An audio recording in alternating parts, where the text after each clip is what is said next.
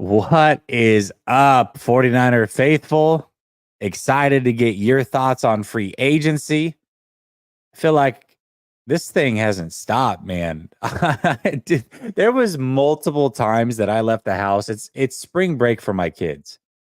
So we took the week off, my wife and we had some things planned with the kids. We definitely got those in no matter what. That was priority. But it seemed like every time I was about to leave, or I just gotten back, or I had already left, something broke. Some sort of news broke. So it's been fun. It's been a whirlwind. And even when you thought that you had guys locked up, apparently you didn't, because guys like Kendricks went and signed with the Dallas Cowboys. It happens every year, by the way. This year, it just happened to be the 49ers that it happened to, but this is not out of the ordinary. Every single year, there's a guy that does this.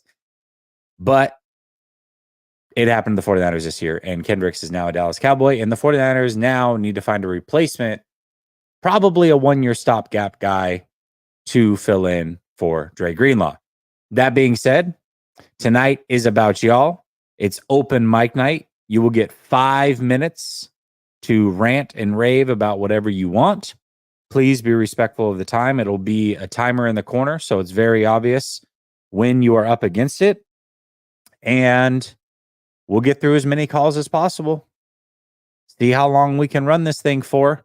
The link is pinned to the top of the chat, so if you want to call in, hit that link, and we'll get to it next.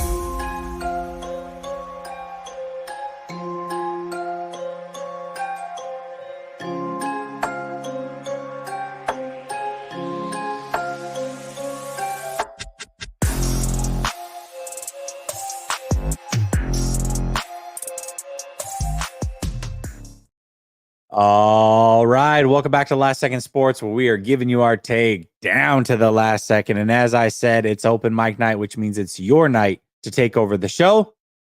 5 minutes. That's what you're going to get. Here's the order. The first three up are going to be Korean 49er, Chris Tellerico, and then Los.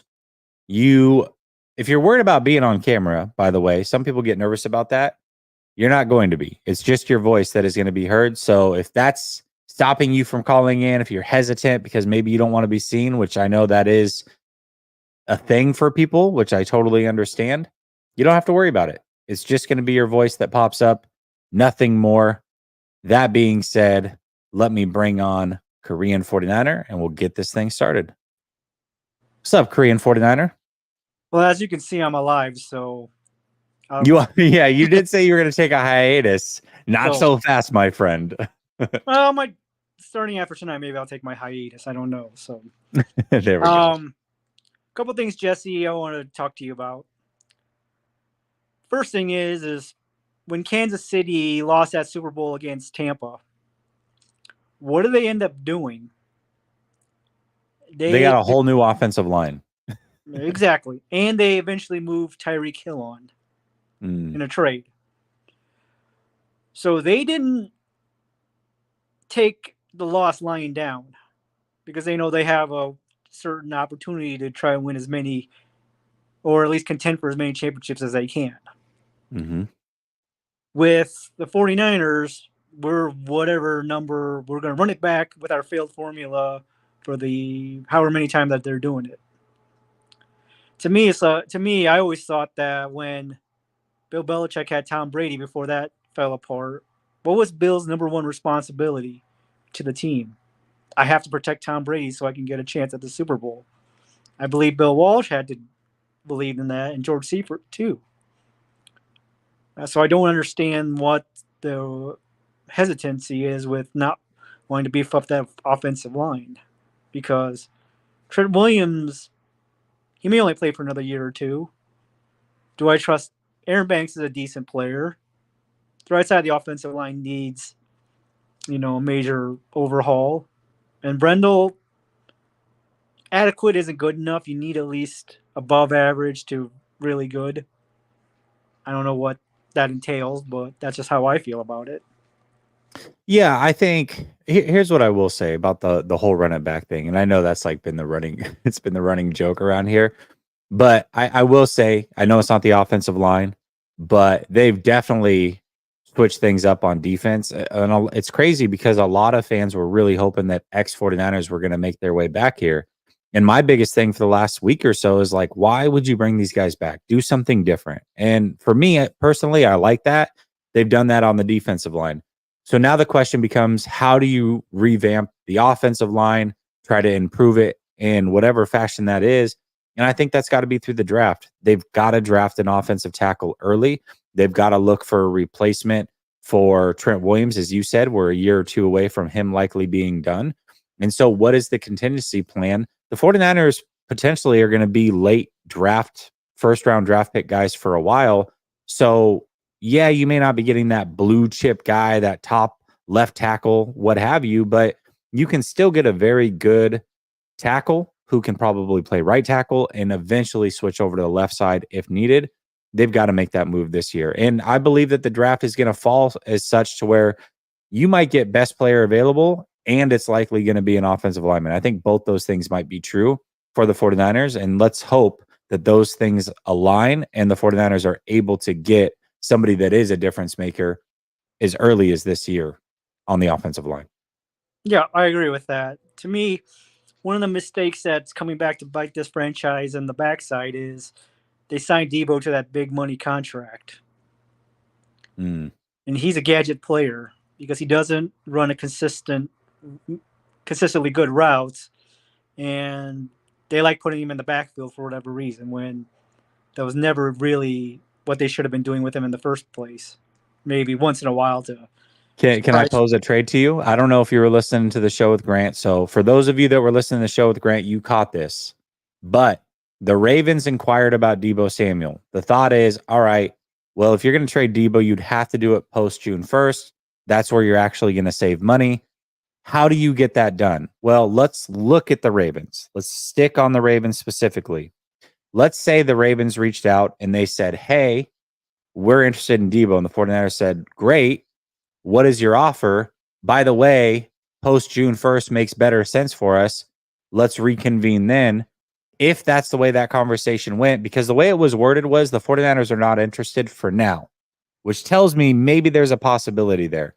Not saying anything is imminent or anything like that. But that being said, what if the 49ers post June 1st traded Deebo Samuel for Isaiah Likely and a late round pick the next year? What would you guys think? In the chat, let me know. Deebo for Likely and possibly a late round pick from the Ravens in return. Would you be okay with a trade like that? I would love that trade, by the way. Because I would consider that. I would gladly consider that trade. If it's a 6th round pick, I'd be fine with that. I mean, if they said, hey, we'll toss an Isaiah Lively and a 6th round pick. Yeah. For it because Deebo will be closer to South Carolina and Florida, being on the East Coast. But one last thing for you. You remember that Eddie DeBartolo had when he was the owner of the 49ers had the best winning percentage from 1981 to 2000. I think they were like over 65% or something. Well, Runa told me that, and I couldn't recall the exact percentage. He also won 2 Stanley Cups with Pittsburgh in the early 90s. He was the owner of the Pittsburgh Penguins. I didn't realize that, yeah. So he's as an owner, he has 7 championships to his name. Because that was like the Mario Lemieux, Jaromir Jagr years. Yes. When they had Bob Johnson the first year, and then Scotty Bowman came in the next year because Badger Bob, he's from Wisconsin, so they call him Badger Bob. He was fighting cancer and he couldn't resume his role because he was finding, they were trying to get him the treatments, but passed away eventually because of that. So he won 2 back-to-back Stanley Cups with the second best player, at least in my lifetime. First one's Wayne Gretzky, but that's Wayne Gretzky, Lemieux, those were the guys, man. I remember. I definitely do remember. So if anyone thinks that he wasn't a good owner, he got the Pittsburgh Penguins their first 2 championships and back-to-back seasons. So, all right, thank you, Jesse. I'm going back on my hiatus and going back into the cubby hole. All right, sounds good, man. We'll talk soon later. I knew he couldn't stay away. There was no way. Too much is going on. Josh becomes a new member. Josh, I appreciate you. Clarzard says, I want to pick this year. Okay, well, let's talk about it real quick. Debo Samuel, if you trade him pre-June 1st, you're going to take a 15.1 million. No, excuse me. Hold on. You're going to take a $21.7 million dead cap hit, and you're going to save 6.9 million. That would be to get a draft pick in this year's draft. If you wait post-June and trade him for likely, you would take a 6.6 million dead cap hit and save about 22 million. So I don't know, whatever. I disagree. I mean, listen, if they're calling about Debo, they have a pretty damn good tight end already, do they not? I mean, you're most likely not going to pay both of them. And if you want to allocate that skill set to the wide receiver position, I don't know. I don't think that it's crazy to ask for that. It's not like they don't have an elite tight end as is. Just spitballing, man. Just spitballing. You might be right, though. You definitely might be right. All right, we're going to go Chris Tellerico, Los, Eric, and then Refugio. And yeah, we'll go from there. Let's go. What's up, Chris? Can you hear me okay? I can hear you, yes. Okay, good. So I want to make sure I'm not used to, I usually do this on my phone, not on my tablet. First off, I was wrong. The Niners cannot trade with a post-June designation before June 1st. That I was wrong about that on Grant's show. Oh, yeah, you did say that. Yeah, I didn't think so, but I was like, hey, he might be right. Shoot, I don't know. I learned something new every day. It was either cut, you can cut with a post-June or trade with a post-June. And of course, it's not going to be for the one that benefits the player. So right, of course. I was wrong there. But going back to the running it back, or this is kind of the only year that I sort of support them doing that. They have really no choice. You have to maximize. I mean, I'm with you. I wouldn't give Brock Purdy the $50-60 million a year deal, which means you have to get it done this year. And you can't get it done this year, retool the entire offense and all of that. Your best bet is to pay as many of the people as you can, bring them all back, and then blow it up next year. Because that's probably, when you look at it, that's probably what's going to happen. And because, you know, if they pay him, which they probably will, because that's what this team does, that's going to be at minimum the Danny Dimes deal. And you're looking at a significant chunk of money going out. And Brock's people aren't stupid. They're going to push for top dollar because as they should. That's what they're supposed to do. So yeah, their Niners aren't going to get a hometown discount from him because he can go anywhere. I just think that this is the only time that I've been okay with them running it back because they sort of backed themselves into having to do that. But I don't know. That's my thoughts on it because they have to. I just am surprised, but not surprised that they address the defensive depth in free agency rather than going after some of those Pro Bowl offensive linemen and Pro Bowl centers and safeties. You can get a safety for cheap this offseason. There's a bunch of Pro Bowl safeties out there, veterans who know what they're doing. And the Niners, who can draft a 6th and 7th round linebacker and turn him into a starter, go and get linebackers. And I agree that they needed a defensive tackle. That's obvious. But, you know, it's just, I don't know, it's weird. And, no, go ahead. Sorry. I'm trying to meet my 5-minute timer. No, you're good, man. You're good. I personally like the moves that they've made. I still question why they got rid of Eric Armstead. And this is coming from a person that's been saying, don't restructure Eric Armstead, make sure that he's a free agent at the end of what should have been the end of this last year, and they would have been free and clear of his contract anyways. But they did restructure him. So it's not like I'm against them just getting rid of Eric Armstead, but it's like, at what value? They're going to pay $15.5 million next year for him not to be on the roster. It's like, okay, well, I mean, or you could have just let him write out his contract and taken the $5.5 million hit for the next couple of years when the salary cap's going way up anyway. So that's peanuts. I don't know. That's just me. But We're over it. No, But I do like their signings. I do, Chris.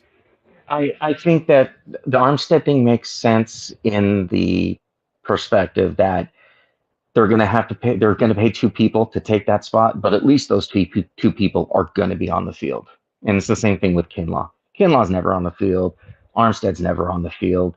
You got to have somebody at least on the field rather than an undrafted free agent that you ended up getting for cheap. So I get that, but I also, I like the idea of trading Debo for. I mean, you can't trade Debo this season and do it for a couple of picks for this draft. This team doesn't draft well enough, and Kyle doesn't draft well enough early. He doesn't play rookies.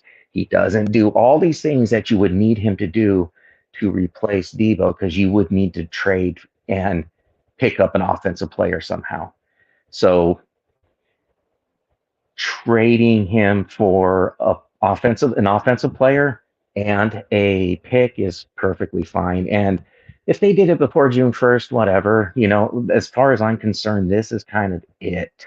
They're whether they pay Purdy or they don't pay Purdy, they're going to be going into next season with a severe price tag to pay, right? You either got to find another quarterback or you've got to somehow fit McCaffrey and all these other guys in under this pay check. And then also there's weird things out there, like, I mean, Justin Fields is still out there on the block, and just I don't know. I don't know what their big move is, as you and Grant were talking about. A big move is different than for you a big move. A big move for me is trading Debo and getting something in return. For them, a big move could be extending Tarvarius Ward or some weird thing like that. Yeah, most certainly. I mean, how you define a big move is so different across the board. Again, I think most people would say that if they got Joey Bosa, that would be a big move. And I would say that's a big name, but I don't know that that's a big move for a guy that can't stay healthy. I mean, 8 years in the league, he's played more than 12 games. 3 years of those 8, I'm pretty sure. It's like, I don't know. That's not a big move to me. I wouldn't pay for that, but that's just me personally. Me neither. I wouldn't pay for Bosa either. I wouldn't have paid this Bosa. So, I wouldn't pay for the Bosa that we have. So paying for the older Bosa, I wouldn't do either. So, but that's me. For sure. I feel it. Thanks, Chris. I appreciate your support as always, man. You're awesome. Thank you. No problem. Thank you. All right, brother. Have a good one. Alrighty. Let's get to a couple of these comments here because I start a couple of them. Devin White of the Bucks. Yeah, so super talented, very talented player, tons of speed. I didn't watch him a ton this last year or hear about it being an issue. What I can say is he had a lot. We talk about effort issues. I mean, tons of effort issues 2 years ago. The final year with Tom Brady, I mean, it was all over the field. I watched, you got to remember, I'm in Tampa. So basically, Tom Brady was on TV every week, and I watched those games. Man, this dude had effort issues. So, take that for what it's worth. But a guy like that, you signed to a 1-year deal, incentive laden. I'm down. I'm definitely down. And he's younger, so it might be harder to do. There might be a team that's willing to give him multiple years, and so that would make it harder. I don't know that the 49ers want to lock in a linebacker long-term, knowing that Greenlaw will be back soon. So for me, I would say if he's willing to do a 1-year deal, then bring him in based on the talent alone. But being younger, he may not be willing to do that. So I like this one because multiple people have brought this up. Kingan says, I'd bet everything I own that if Lance had Purdy's level of success, this dude and his followers wouldn't be saying to not pay Trey. Can't take this guy and Grant seriously. Okay, let's work through it backwards. It is the weirdest thing to me that just because I do shows with Grant, that like my takes are always tied to Grant's. But I do appreciate you tapping in, even though you don't take me seriously. That being said, though, let's talk about it for a second. So my biggest thing is always 3 years for a quarterback. So whether it was Trey, whether it was Brock, whether it was Justin Fields, whoever, I would say I need to see 3 years. So Brock's coming up on year 3. maybe my opinion's going to change. But right now, if I was forced to pay him, I would say no. I also think that these two things are different. If Trey Lance had Brock Purdy's level of success, knowing that he has physical upside that Brock Purdy could never reach with arm strength and size and straight line speed, yeah, I might be more open to it. I mean, I don't know about you, but last time I checked, athletics is about biggest, fastest, strongest, right? Now, that doesn't mean that guys that aren't the biggest, fastest, and strongest can't succeed, but those guys are the exception. They are not the rule, right? This is athletics. This is not spelling bees. This is not your local YMCA athletics. This is the best athletes in the world doing their thing. Size, speed, all of that does matter. It just does. And if it didn't, there would be a ton of guys that are 6 foot tall playing quarterback and being elite throughout history, but they're not. And usually what you hear is Drew Brees, Kyler Murray, I guess, but he's even an elite athlete, straight line speed, and he's got a cannon for an arm. But the comparison is usually Drew Brees. And you know why? Because there's one of those guys that exists. Mostly guys that are 6 feet tall don't succeed at quarterback in the league. They just don't. So I'm not saying Brock can't, but if you think that arm strength and being 6'4" and straight line speed doesn't matter, okay, I would challenge you and say, let's go through the top 20 quarterbacks in history and see how many of them were 6 feet tall with weak arms. And then we can talk about it. All right, let's talk about, let's go to Los, Eric, Refugio, Freddie, and then Alan. What's up, Los? Jesse, my man, what's going on? Good to finally hook up with you one-on-one verbally. It's been a minute. Appreciate your Absolutely, knowledge. brother. You said you were going to call in. I'm looking forward to this. Definitely. I appreciate your passion and your knowledge that you bring on a nightly basis, man.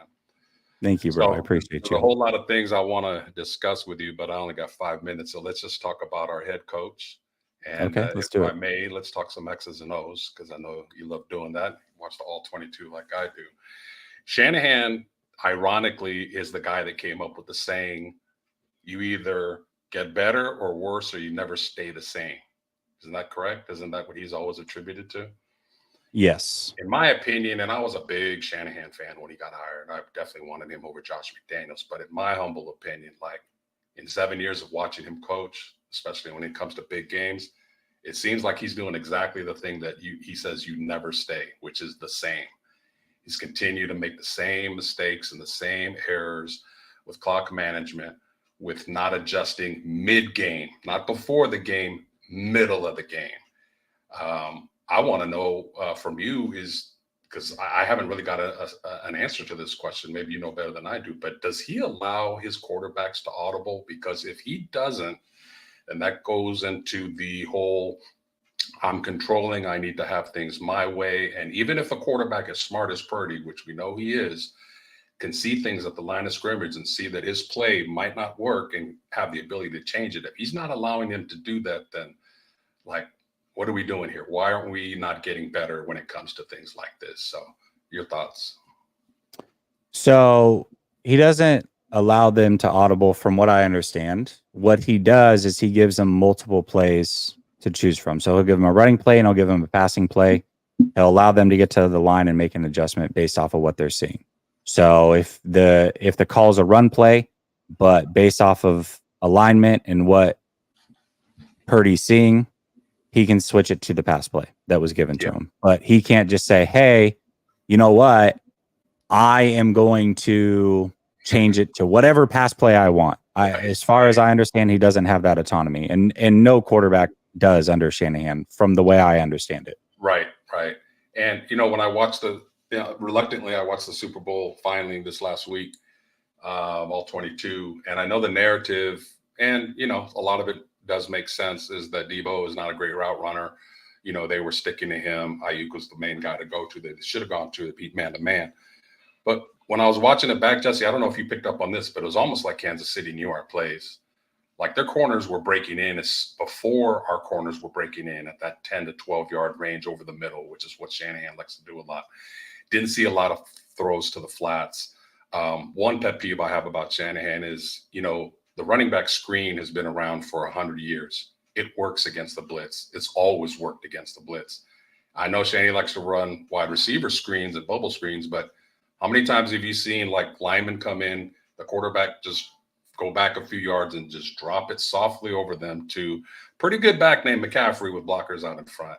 I'm just curious why that's not in his playbook. Maybe it is, but I mean, in 7 years, I've seen maybe a handful of them called. I got to say this too, Los. It was funny because leading up to that game, Grant asked what my game plan would be offensively. And I told him that I always felt like this offense was best when it was stretching teams out horizontally, not necessarily vertically. Now, Brock's been way better about pushing the ball downfield than Jimmy Garoppolo ever was. No but I also feel like there was an opportunity to kind of show the Chiefs what they wanted to see, give them the looks that they wanted, and then go around them and force them to cover horizontally in a big way. And I thought that they had an opportunity to stretch them out a lot more. They started with that a little bit, but then they abandoned it pretty quickly. So for me, I would have loved to seen some of the things that you're talking about, whether you do that through end arounds, whether you do that through screens, tunnel screens, bubble screen, whatever you want to do. There was a lot of ways to get that done. And I feel like the 49ers decided to not do that. Now, maybe it wouldn't have worked. Maybe they saw something I didn't, but that was kind of my thought. And I feel like, man, Purdy really can execute on those quick timing, short route plays. Yeah. Allow him to execute. Yeah, and move the pocket, maybe even a bootleg here and there. I mean, we don't got Jimmy. We have a mobile quarterback. Like if you fake a toss to Debo and you run around to the side, I guarantee you Purdy's getting 8 to 10 yards. I don't think Kansas City would have went with him. In other words, like they kind of knew our game plan and knew what Kyle was kind of going to do. And this is the second time that Spagnuolo has beaten him with the blitz. Going into the game, you have to know and prepare that he's going to be able to, he's going to do that at some point. And just didn't seem like they were prepared on it.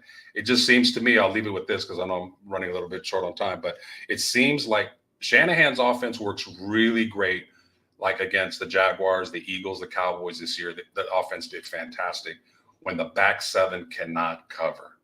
When he goes up against a Cleveland, Baltimore, Kansas City, where not only the corners, but the linebackers can cover, Shanahan does not seem to have an answer on how to beat that yet. So I'm hoping that he does. Well, I'll say this on your way out. One of the things, and I'll never forget this, the very first year that Shanahan was here and you looked at the signings that he made, and I remember thinking to myself, man, this is really smart. The way he's going to attack defenses is going to be the linebackers, because there's not a lot of great linebackers in the league, and there's certainly not a lot of great tandems in the league. Correct. So he's going to force those linebackers to cover. And that's why I said stretching these teams out horizontally for me was the way to go, because most of these linebackers can't. Now, you're right. The Chiefs do have some speed at linebacker, and then obviously they have the secondary. And so it does make it very challenging for this offense that likes to operate over the middle of the field traditionally. And, one thing that over the course of history, if you have a quarterback like Brock Purdy, where, some of his weaknesses might be in his arm strength, throwing guys open in tight coverage and man coverage specifically is very hard to do. Yes. That is one of the harder things to do. And so I think that they were ready for that. I really do. And they said a lot of nice things about Brock, but I can also tell you that their game plan was not to let CMC beat them.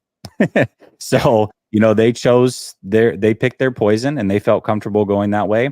And it's probably because they did have a great game plan, and we saw that unfold. No doubt. Hey, man, thanks for the time. I appreciate it. Hope to collaborate with you in the extended version real soon. Absolutely, Lois. Appreciate you. Good call, man. Very good call. All right, let's get to some of these comments. I start a couple.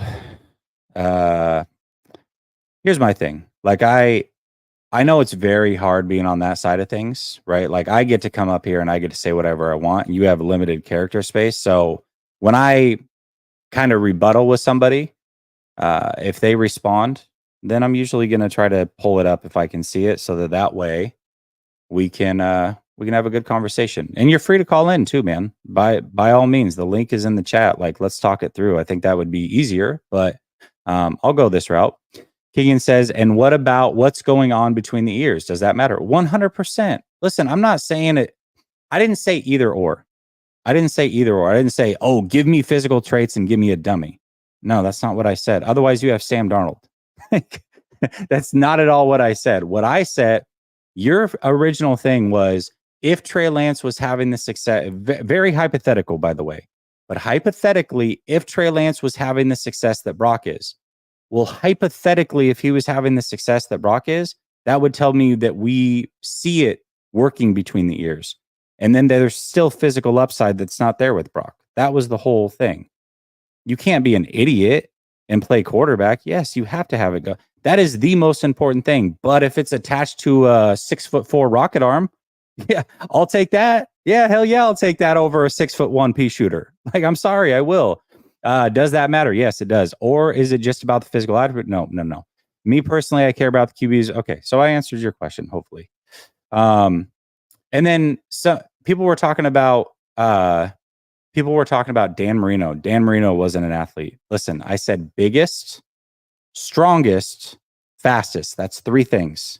Fastest doesn't constitute athletic always. Dan Marino was 6'4" with one of the best arms in NFL history.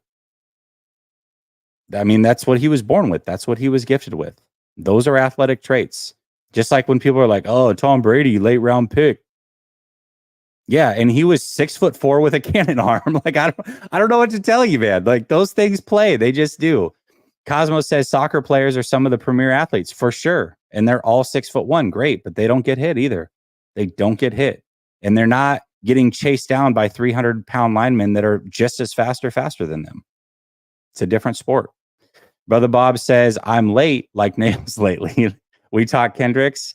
It's up to everybody that's calling in, man. Whatever they want to talk about, they get to talk about. So no, we really haven't talked Kendricks too much. Not yet anyways. All right, we're going to go Eric, Refugio, Freddie, Allen, King, and then Level. All right, let's go. What's up, Eric? Hey, but I do not. Doing good, man. Talk about your Seahawks. Well, we're looking pretty good. Yeah, I was really hoping that we could have gotten Queen from Baltimore, but at the end of the day, he went to Pittsburgh. He did. That actually surprised me. I thought that Patrick Queen or Geno Stone, because correct me if I'm wrong, but I'm pretty sure Seattle cut pretty much all their safeties.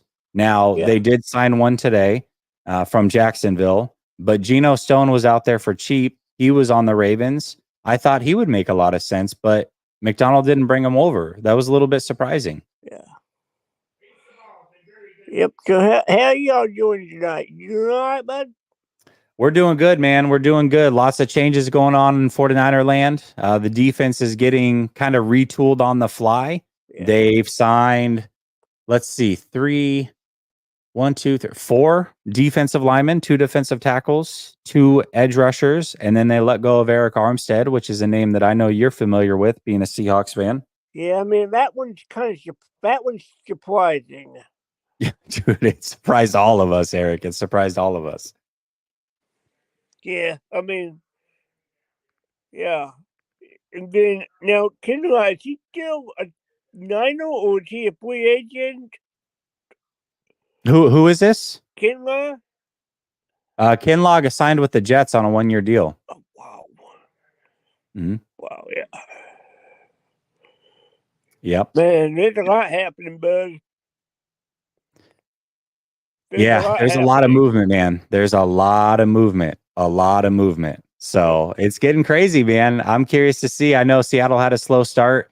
There's some crazy things happening with the Rams as well. The NFC West is going to be fun this year, Eric. A lot of fun. Yeah. Yes, the move yesterday that really kind of was really kind of a killer for me was seeing Drew Lock leave to the Giants, because I'm also a big Mizzou football fan, which is where he went to college. So, I mean, seeing Drew Lock leave to another team, that was a very tough thing for me to swallow.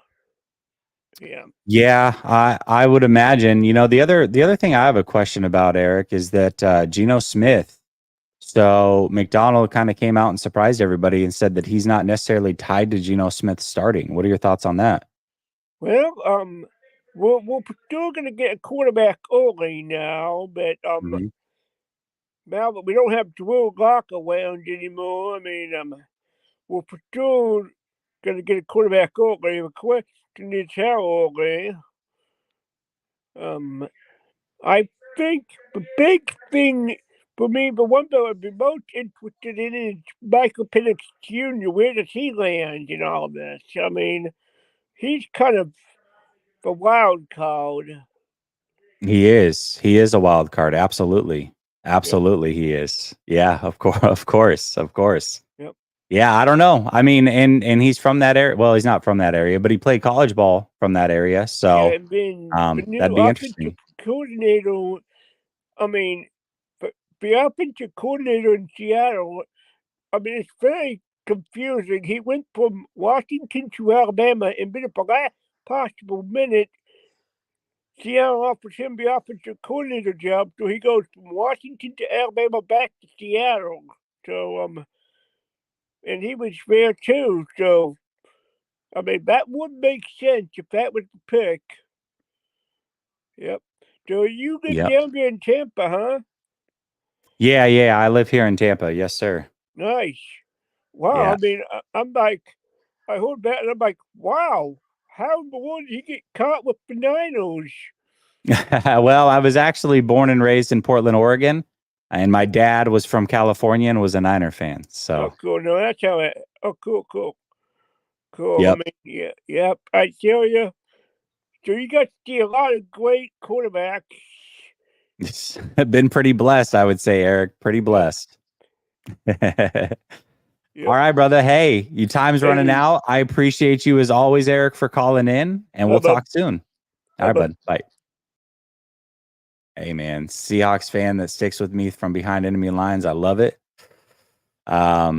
This can be a fun. Why don't y'all just call in? Like, my gosh, it'd be way more fun to call in. It'd be a good conversation.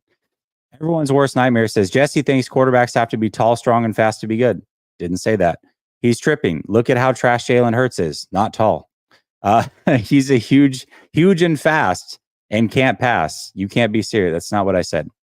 That's not what I said. What I said was, based off the hypothetical that was given, my chances would probably be higher that I would say yes earlier, but I would still likely wait 3 years because that's what I do with all quarterbacks. And then I said, tell me how many quarterbacks are under 6'1", don't have rocket arms, that are in the top 15. And you're likely going to say Drew Brees. So again, it's the exception. It's not the rule. Doesn't mean it can't happen. Doesn't mean that guys that are smaller and don't have strong arms can't be good. I never said Brock Purdy wasn't good, but I said if you want to be truly elite, give me those guys. That's all I said. And it was all based off of a hypothetical. So here I am arguing points that I didn't make. Justin says, what do you think of trading Debo for Flowers and a future pick? First of all, if we traded Debo for Flowers, we would be given the future pick. So I would love it if we could get Flowers and a future pick, but we would be given the future pick, I would imagine. I haven't heard what the Ravens think of him since his legal troubles. As far as I understand, all those legal troubles were washed away. They didn't have a case, and he is free and clear. And here's Cosmo making my point for me while he thinks he's making his point. Not a 6'1" quarterback, not a 6'1" quarterback or shorter. Remember, 6'1" or shorter. Brock Purdy's not even 6'1". So not 6'1", not 6'1", and extremely athletic. One of the best arms in NFL history in Aaron Rodgers, Drew Brees, which is the guy that I said, and Russell Wilson's not top 15.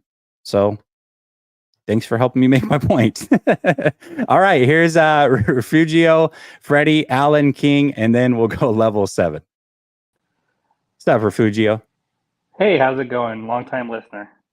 Thank you, man. Am I saying your name right?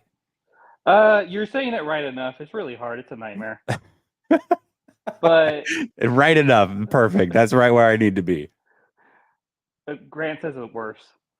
Um, Well, so the biggest thing is I'm really excited for the draft. I'm really excited for the linemen in the draft. I have to say that the Niners being so lineman needy and this being the best draft for linemen in about 5 years, 6 years, lines up perfectly. Now, will we get it right? I don't know, but I'm excited about it. I'm excited right. about it. Fair. If I get Graham Barton, I'm going to be excited. If I get, there's a couple other people that I'm really excited about, but even in later rounds. But it's one of those drafts where you really could get it right, even if you get it wrong when it comes to linemen. And Yeah, no, definitely. But the thing is, to your point, though, there's going to be a lot of choices, which makes this very tough it does make to it get tough. the right one. Yeah. The other thing is, I think it's hilarious that people are cooking you over this freaking quarterback controversy that isn't really a controversy. Trey Lance is no longer on the team. It was literally a hypothetical that was thrown my way, and I answered it as honestly as possible. And I really think it's at this point, you haven't said anything that controversial. It's literally, let's just see. And I don't understand why people get mad over let's just see for one more year. And like I mean, even Joe Montana took 3 years. You know, like brother. I think it's hilarious that people just can't be like, oh, okay, that's reasonable. It's reasonable to say, let's just see. Drew Brees was traded because they didn't think he was the guy because of his intangibles. Mm-hmm. So why wouldn't it be okay for us to say Brock Purdy is not the guy right now until he proves it? Yeah, and also I'm not saying he can't be the guy like ever. And also we talked about I talked today with Grant about what constitutes a big move. He asked the question, are the 49ers going to make a big move? And I said, well, everybody's definition of a big move is something different.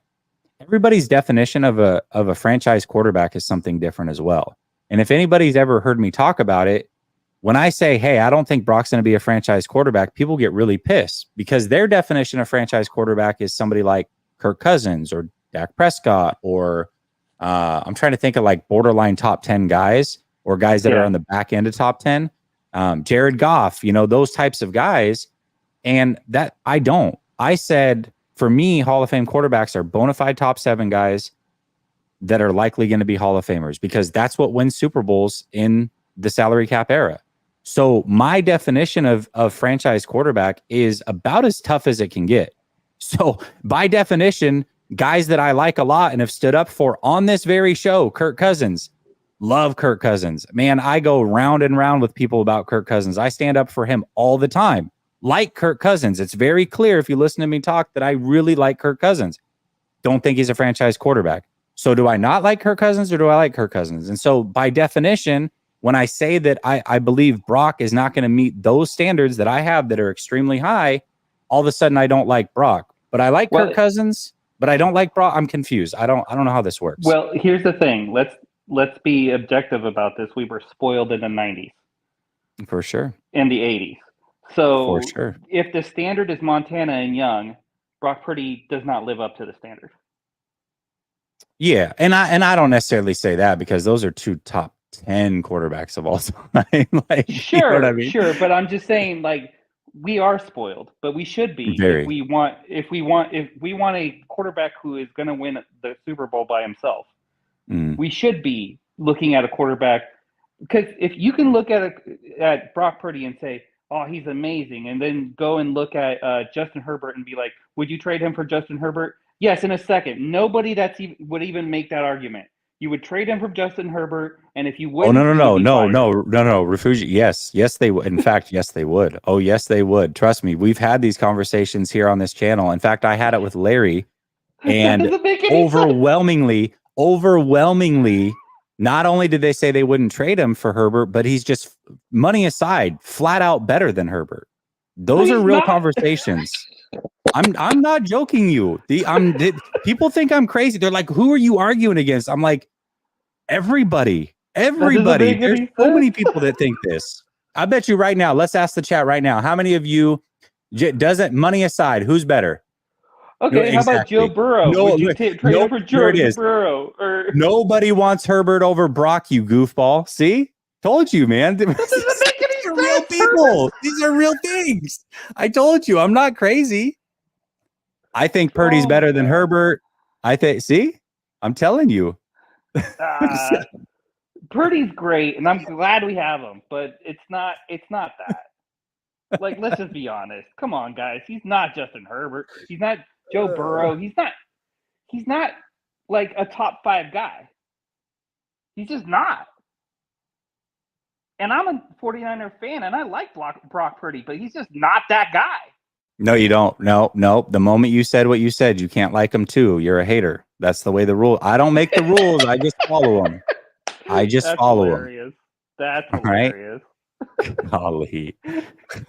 All right, brother. Hey, thanks for calling in, man. I appreciate you. Thank you, buddy. All right, later. Woo. Here we go. You ready for this one? This is a good one. Do you know that Herbert, since he's coming to the league, has the best fourth quarter stats in the whole NFL?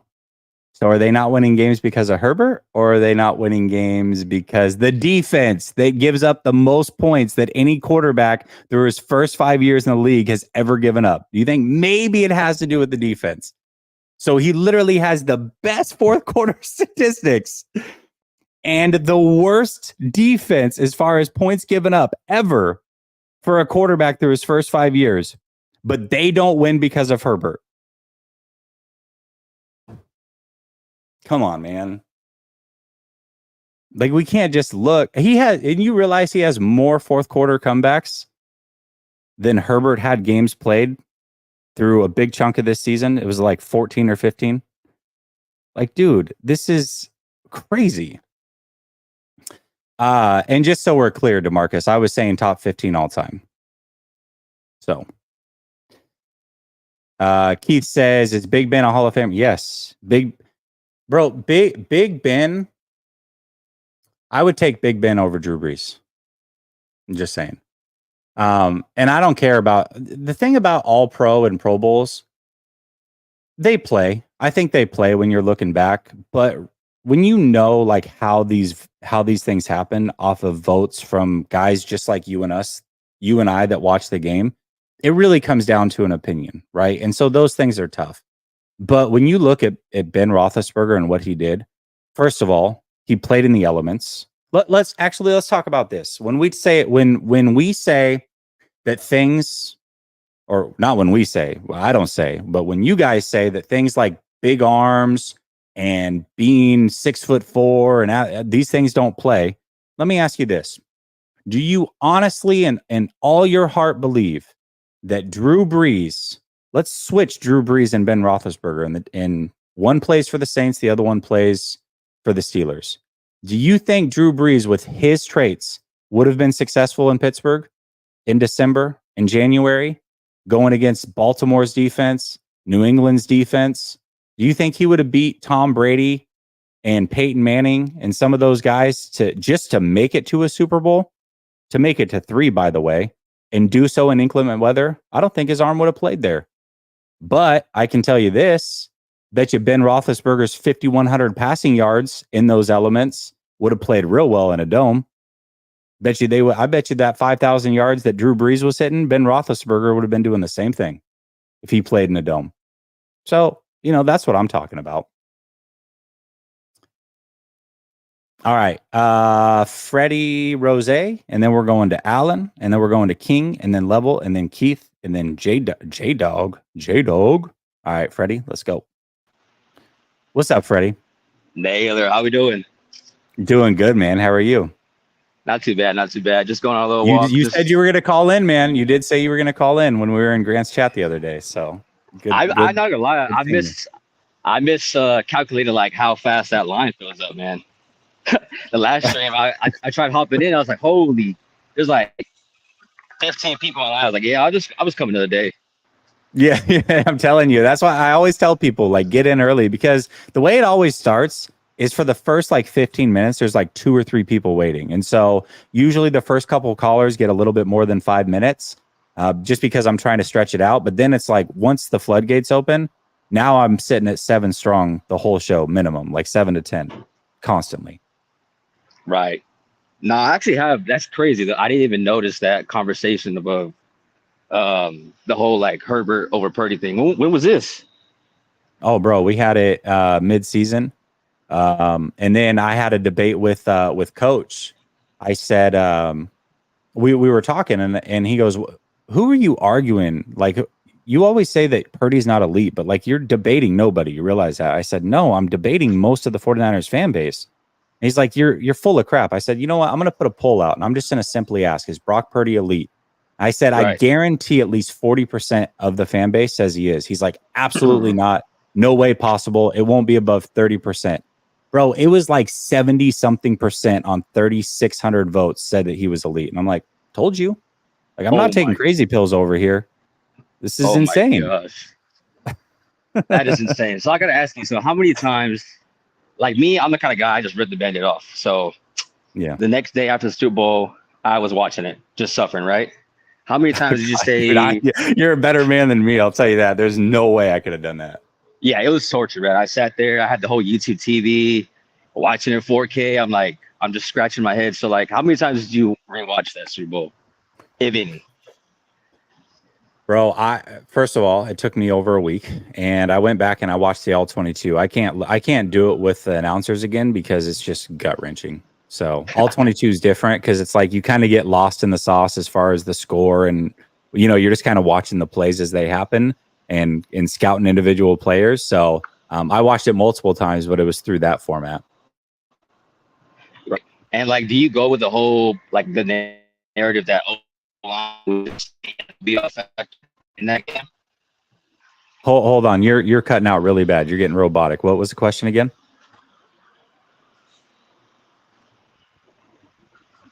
Freddie. Hear me? Yeah, I got you. Go ahead and go ahead and drop it again. Drop the question again. I said, like, regarding the, like, the social media, like, perception of, like, the game, how much do you feel like O-line was, like, the end-all be-all in that game?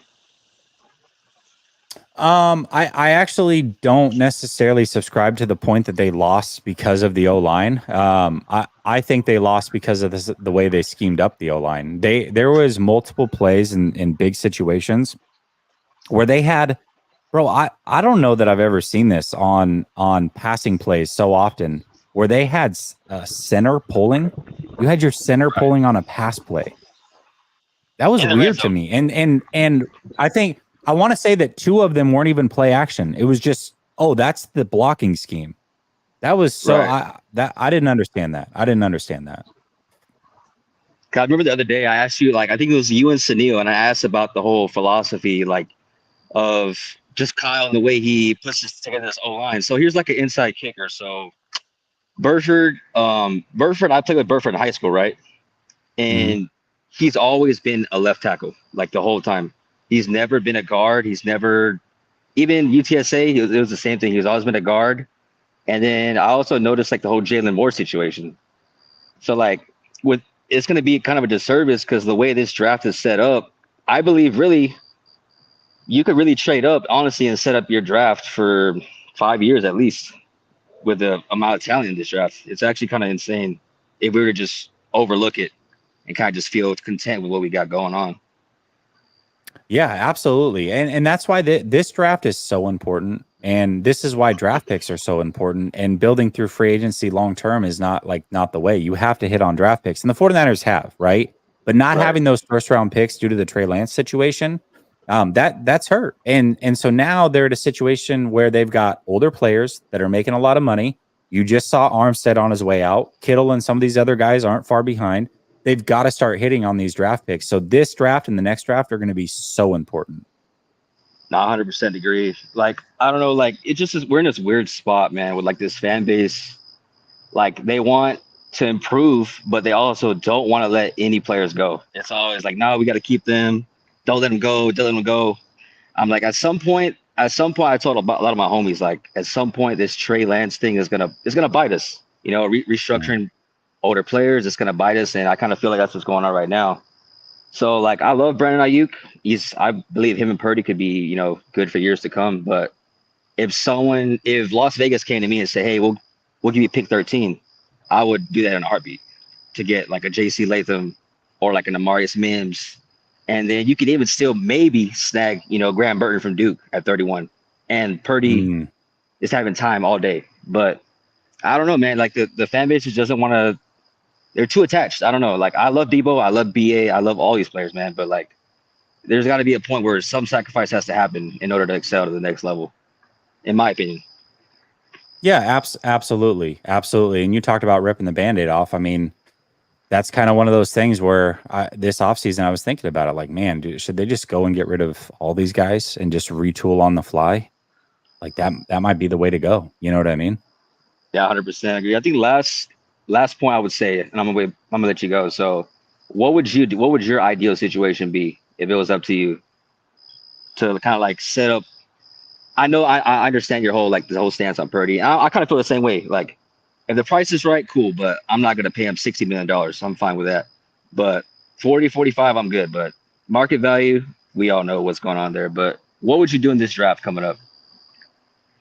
I mean, in this draft, you got to go. I mean, you've got to beef up the O-line. And it's interesting because the 49ers kind of do this thing where they double up on positions just to make sure they get it right, like positions of need, right? So when they draft a wide receiver, a lot of times they'll draft 2. When they draft a linebacker, a lot of times they'll draft 2. When they draft a running back, they'll draft 2. You see this happen frequently, safeties, corners, whatever, just to make sure they hit. And a lot of times it's been the later guys that have hit. So as far as offensive line goes, like, hey, I'm taking offensive linemen, but I'm probably taking, like, if I'm taking a tackle, I'm taking 2 tackles, right? And I'm taking probably one with a compensatory third, and I'm taking one at 31, and I'm making sure that I hit. I think if you want to get a corner as well, I think adding corner depth is the way to go as well. So offensive line, corner depth, those are probably the things that I'm looking at to try to fill my biggest areas of need through this draft. That's what I would do.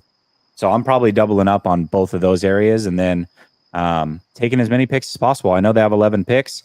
Probably want to trade up once or twice. I'm trying to make at least 8 of those 11 picks, probably 9. Nice. Nah, I like that. I like that approach. Nah, but hell yeah, Jesse, it's been fun, man. I've been tapping in. Like, I've been trying to get more into YouTube space, and I like tuning into you guys, man. You, Coach, Larry, like, it's always a blast, man. So I appreciate you having me on. Thank you, bro. I really appreciate you calling in, man. Have a great night. Stay blessed. Yes, sir. You too. All right, bro. All right, man. I heard like crickets and stuff in the background. That was awesome. All right. Everybody's going to debate me through the chat. Just call in. Same thing that I said to Texas Niner. Shout out Texas Niner, by the way. He and I always have some really fun debates. Same thing I said to him. Herbert has the best fourth quarter stats since he's been in the NFL. And his defense has given up literally more points than any other defense through the first 5 years of any quarterback in NFL history. I don't know what to do with that. You know what I mean? I think it's pretty clear. Everyone's worst nightmare says, has Herbert been an MVP candidate? Okay. Again, this is something that people like you and I vote on, right? But okay. Has Herbert broken a record for the most passing yards in a season? Funny that you ask. How many yards did it take to break the 49ers record? Brock Purdy ended with 4,280 yards this year. Am I correct? Well, if Herbert was a 49er, he would have broke it his rookie year with 43-36 in 15 games. And then he would have smashed it the next year with 5,014 yards. And then he would have broken it again the very next year at 47-39. And then this year he didn't break it because he got hurt. But yeah, basically every year he's been in the league, he's eclipsed that mark. So 3 times, I guess. Terry says, Jesse, man, I wish you could get reporter credentials so you could attend 49ers press conferences and ask tough questions that we want to hear. Of course, you would never move out here. Yeah, that's the tough part. Also, I got to be honest. I don't know how it works, man. And maybe this is just perception. But Terry, I don't ever want to be in a situation where I feel like I'm in the Niners' back pocket. Like, I want to be real about what I'm saying and give my honest opinion. And I feel like the moment that that's compromised in any way, it's not fun for me anymore. You know, when I was growing up, I always thought like I wanted to be on ESPN and do Sports Center. And then as I got older, I realized like, wait, that's not actually what I want to do. I don't want to just deliver on highlights and stats and that type of stuff. I want to give my opinion. And I think a lot of that is hard to do when you're credentialed with the team. Now, I think Grant does a great job of it. I think Larry does a great job of it. But I think for the most part, a lot of these guys don't. And I don't necessarily know that it's their fault. I feel like maybe they feel some pressure from the organization sometimes. So I don't know. Eddie says CJ Stroud or Purdy? CJ Stroud. Refugio says, I feel like real fans are more educated and realistic about what you actually have in your team. Just saying. Yeah, I don't know. I'm not going to gatekeep fandom. I'm certainly not going to sit here and tell people like, hey, don't love your team or you got to fan the way that I do. I just don't want people to do that to me. Like the gatekeeping the fandom thing is like crazy. Absolutely crazy. So fan however you want, man. It's your given right. You're paying money. You're taking time to watch this team. And especially if you're in a chat like this, like, damn, you're a diehard. Regardless of what your opinions are, you're a diehard. If you're here in the middle of March listening to my dumbass, like you're a diehard Niner fan. Just saying. All right, Alan, King, Level, Keith, and J-Dog. All right, let's go. What's up, Alan? Hey, how you doing, Jesse? Doing good, man. How are you? Doing very good, man. Good. This whole Herbert stuff, I think I like Herbert talent-wise, but I don't see the production off of wins. I know you said defense, but you know he can control what he can control. Yeah, I mean, again, here's the thing, and this is why I absolutely do not expect that fans have the capacity to watch every single play from every single player, right? And so the natural thing that people do is they go look at stats, they go look at wins, and they form an opinion, which is fair. I think most people do that. I'm coming from a place where I am lucky enough to have access to all of the film. And I'm a nerd in that way. And so I like to watch these guys. And so I'm not saying I watch every throw from all these guys. Most of the top tier guys, I watch probably 3 to 5 games a year on them, on all 22, on top of whatever might show up on TV if they're in prime time or whatever. And I form an opinion that way. I feel like most people aren't watching as much as I am. And again, that's not a knock on anybody. It's just that's what I like to do. That's what I do in my spare time. That's fun for me. So, Yeah, I know. No. I wanted to ask, who do you prefer as our QB backup? Do you want somebody in the open market? Do you want somebody refrigerated through the draft? Yeah, I mean, I would prefer a veteran of some sort that you can trust. I mean, I don't necessarily know who's out there right now as far as backup quarterbacks go, who's still available. But, you know, I definitely trust that Brock, hopefully he can stay healthy and it won't matter. But I would really hate for him to go down even for a game or two and you don't get the number 1 seed because you started a rookie quarterback or you started Brandon Allen, something like that. Like that would be a disaster. So at least somebody that's competent would be nice. You know, it doesn't have to be the best guy. Carson, I'll throw a guy out there. Carson Wentz. I agree. Carson Wentz would be fine. A lot of people thrash that though. You know, just off of his lack of, you know, win rate to success of teams and stuff. I wanted to backup, but he ended up here in Indy. Yeah, absolutely. Hung Meow says, what about Jimmy G? Absolutely not. I said a competent quarterback. I think they should go. I know you hate the idea of this, but I think they should go for somebody like a Zach Wilson. And the only reason why I say that, I know you hate him, But I was one of those I was one of those believers in Zach. I feel like he could do a lot. He could do better with our type of offense compared to New York. Yeah, for sure. Terrence has a great one. He throws out Wentz and he also throws out Tannehill for sure. Absolutely. I'll take either one of those plenty guys. But I don't know. I feel like wasting the draft pick on a rookie, I don't think it's a smart move. You want somebody with experience back there. Yeah, I mean, I don't mind drafting a quarterback every year, like with a late round pick and just taking flyers. I have zero issue with that. But man, it would be nice to get somebody that you've seen actually win in this league at some point. I agree. Thank you, Jesse, for having me on the show. I appreciate your time and effort for doing this for everybody. Thank you, bro. I appreciate you, Alan. Later. Sounds like Alan's in a rainstorm, but I feel like every time he calls in, it sounds like that. I forget what he has going on, but I think he's at work maybe. Let's see. Brother Bob says, yeah, you can't pick the Bengals over us in the Super Bowl. Stretch your mouth. Yeah. Shout out to Cosmos. Yeah, he would, man. He really would, wouldn't he? He really would. Oh, that's funny. What up, Brian? How you doing, man? Okay. We're gonna go King level 7 Keith.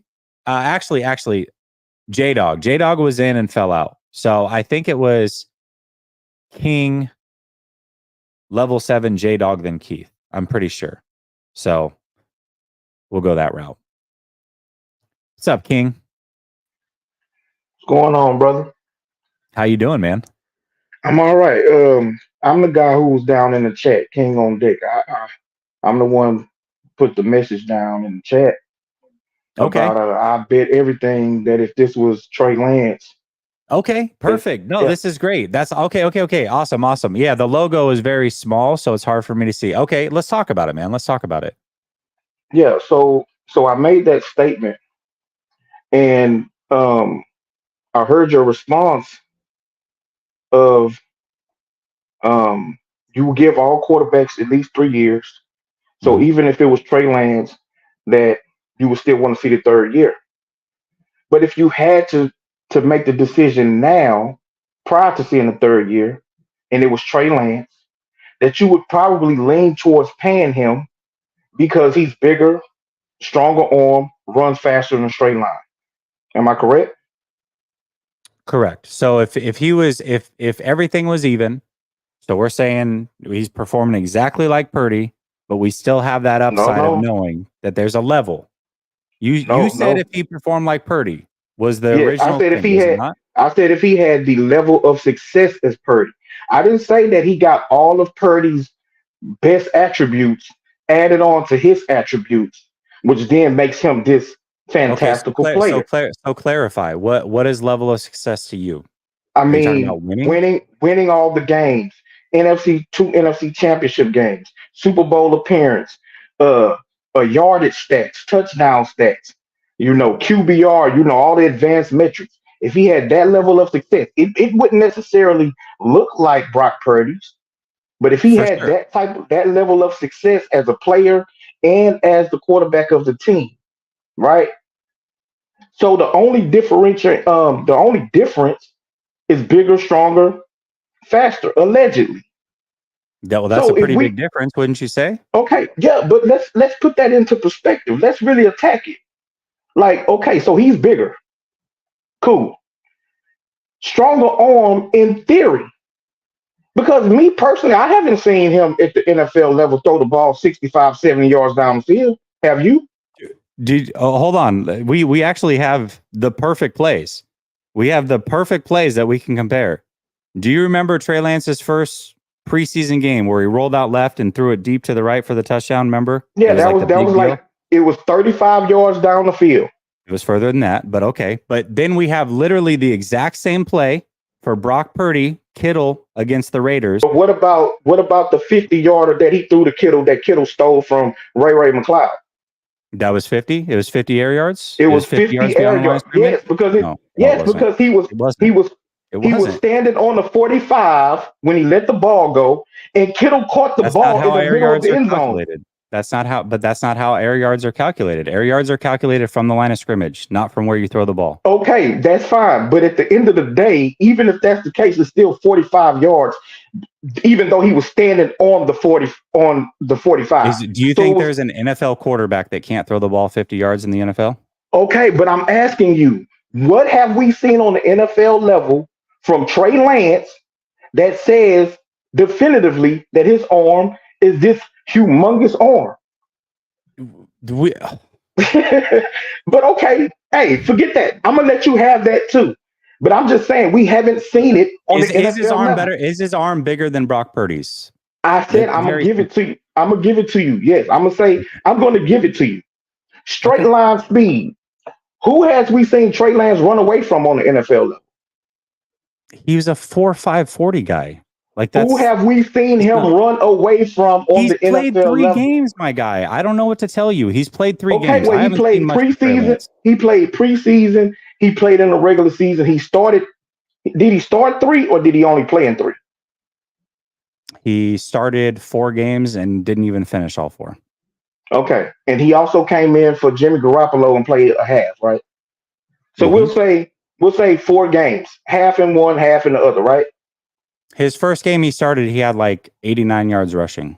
I would say that's a pretty good. I mean, that's fine. But you said straight line speed. We've seen that Trey Lance cannot turn the corner against an NFL defense. Yes, he's run towards the sideline and could not turn the corner. Like we've seen that in the game where he tried to run around the corner and got smacked at the 1 yard line and he couldn't get in.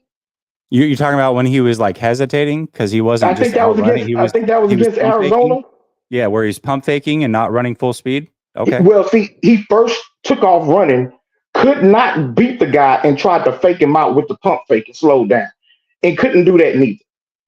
It was the point is that in the 40, maybe at a pro day, it said he was faster, but on the NFL field, I've seen Brock Purdy run away from people. Brock Purdy's quicker than Trey Lance. Like that's not exactly. So that was my question in the chat. He's quicker. What does straight line speed help you if you can't even get out of the pocket? Right. If you can't escape an unblocked pass rusher. Can I ask you the next question? Because remember, the whole conversation, again, we're arguing a hypothetical here. Like the debate is not, do I think Trey Lance is better than Brock Purdy? That's not the debate. I want to make sure we're clearing this up for the chat. This is all based off of a hypothetical that was thrown my way. So the question is, I said bigger, faster, stronger. That's 3 different categories. You know what? You gave me arm strength, which was so generous of you. I will give you the speed. So let's talk about the other part. So we have bigger, faster, and stronger. Okay. Mm-hmm. Do I have to argue that Trey Lance is bigger and taller than Brock Purdy too, or can you give that one to me? No, I said from the very beginning, he's bigger. Okay. And that's when I moved to arm strength. But him being bigger, who has been injured more? The bigger guy or the smaller guy? But again, these don't play in the hypotheticals. In the hypothetical game, Trey Lance would have stayed healthy and had the same number. That is, but we're not arguing a real world conversation. We're literally arguing a hypothetical conversation that you threw my way. A hypothetical conversation where Trey Lance has all the same numbers as Brock, which means he would have stayed healthy in this hypothetical conversation. So we can't talk about injury, because he would have stayed healthy in the hypothetical conversation. But you're bringing up size like that, because you admitted that you would lean towards paying him, even though you don't lean towards paying Brock with his level of success. But in the hypothetical that Trey Lance had that same level of success, that you would lean towards paying him because of bigger, stronger, faster. Correct. And that's why, okay. So that's when I asked you, what about in between the ears? Because that has nothing to do with bigger, stronger, faster. I didn't say that he was going to have all the best attributes of Brock. The anticipation, the ability to read defense, the level of success, the accuracy. So let's clear things up. In order to have the level of success that Brock Purdy has had and to stay on the field and get a full season, that means he's going to have to meet the expectations of Kyle Shanahan. And what is Kyle Shanahan's biggest thing? He wants guys that will play on time and they're accurate. So that by default tells me that Trey Lance, in your hypothetical, has the accuracy, and is playing on time. So then he's also bigger, stronger, and faster. So yes, I'm going to lean towards that in the hypothetical situation that you gave. Okay, so in a hypothetical situation, would Kyle Shanahan be able to have this same level of success if, say, he had Lamar Jackson?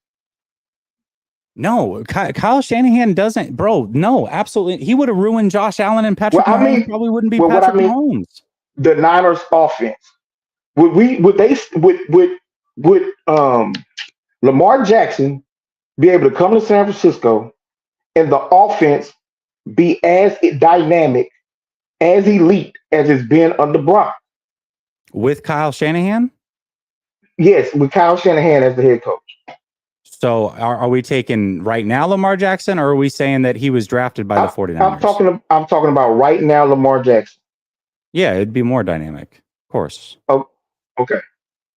But Lamar Jackson wouldn't do it exactly like Brock does it, right? No, for sure. But he would have to meet some level. That's why I said, are we talking about early Lamar or now Lamar? Because now Lamar can play on time and on schedule. Early Lamar couldn't. That's a prerequisite to play for Kyle Shanahan. Yeah, but Jimmy Garoppolo didn't play on time. Yeah, he did. Yes, he did. Bro, he hit his first read more than anybody. That's right. Right over the middle. But as far as going through progressions, that's also being on time. Getting from 1 to 2 to 3. It's all in the progression. It's all in your drop, right? Because the routes are timed according to the drop. So he hardly ever played on time. He hardly ever got through progressions. But the Niners still had a high level of success with a much lesser quarterback. So my point is, Trey Lance would be able to have the same level of success in this hypothetical. If he had the same level of success, you would lean a different way. That's the hypocrisy that I had the issue with. Because I don't think it's hypocrisy, because we're literally arguing a hypothetical situation. We're not only do I have to acquiesce to exactly whatever rules that we've laid out, but now I have to make a decision after 2 years instead of 3, when that's not that. Speaking of hypotheticals, that's not even real in the real world. That's never a thing where you have to do that. So for me, we're talking about a hypothetical that is literally never possible. That's true. The whole standing is we're not on firm ground here. Right. But my point was, like I said, and I understand you point out that it's a hypothetical and we haven't got to that point of seeing them for 3 years and all of that. All of that is cool. I didn't even have a problem with you saying that you like to wait 3 years. I didn't have an issue with that. I feel the same way. My point is that you have a different standard for a lesser quarterback. And you admitting that if the lesser quarterback had this level of success that Brock has had, that you would think differently about him. He wouldn't be the lesser quarterback, though. He would still be the lesser quarterback because of what's between the ears, bro. The accuracy, bro. That's not true. No, that's not true. Because the one thing about Trey Lance, and this is where everybody got it twisted, the reason that I liked Trey Lance from the beginning really had nothing to do with his running ability. You can go back and watch any old things where I talked about him. That was the 6th or 7th thing on my list. I always talked about him being intelligent, him preferring to be a thrower of the football, but everything where people are oh, he got ran down from behind. It's because he was hesitant, because he was keeping his eyes downfield and throwing downfield. So when I imagine the level of success that in this hypothetical situation of Trey Lance, I'm saying, okay, knowing who Trey Lance prefers to be as a player, he prefers to play the quarterback position as a quarterback, not as an athlete, which tells me he's playing on time, he's playing accurate, and he's using his mind. All the things that I thought would make him good in this league that we never got to see come to fruition, right? So when I look at it, I say, okay, I'm taking this hypothetical situation, but I'm not looking at a Lamar Jackson type of player or even a Josh Allen type of player or any of those things. What I'm looking at is a player that prefers to play the quarterback position from the pocket. And even when he gets mobile, he keeps his eyes downfield. So that tells me that the level of success in this hypothetical scenario is doing exactly that, which is playing to his strengths and playing a mentally strong game. So that's where my mind goes. So then I get to say, okay, he's doing those things.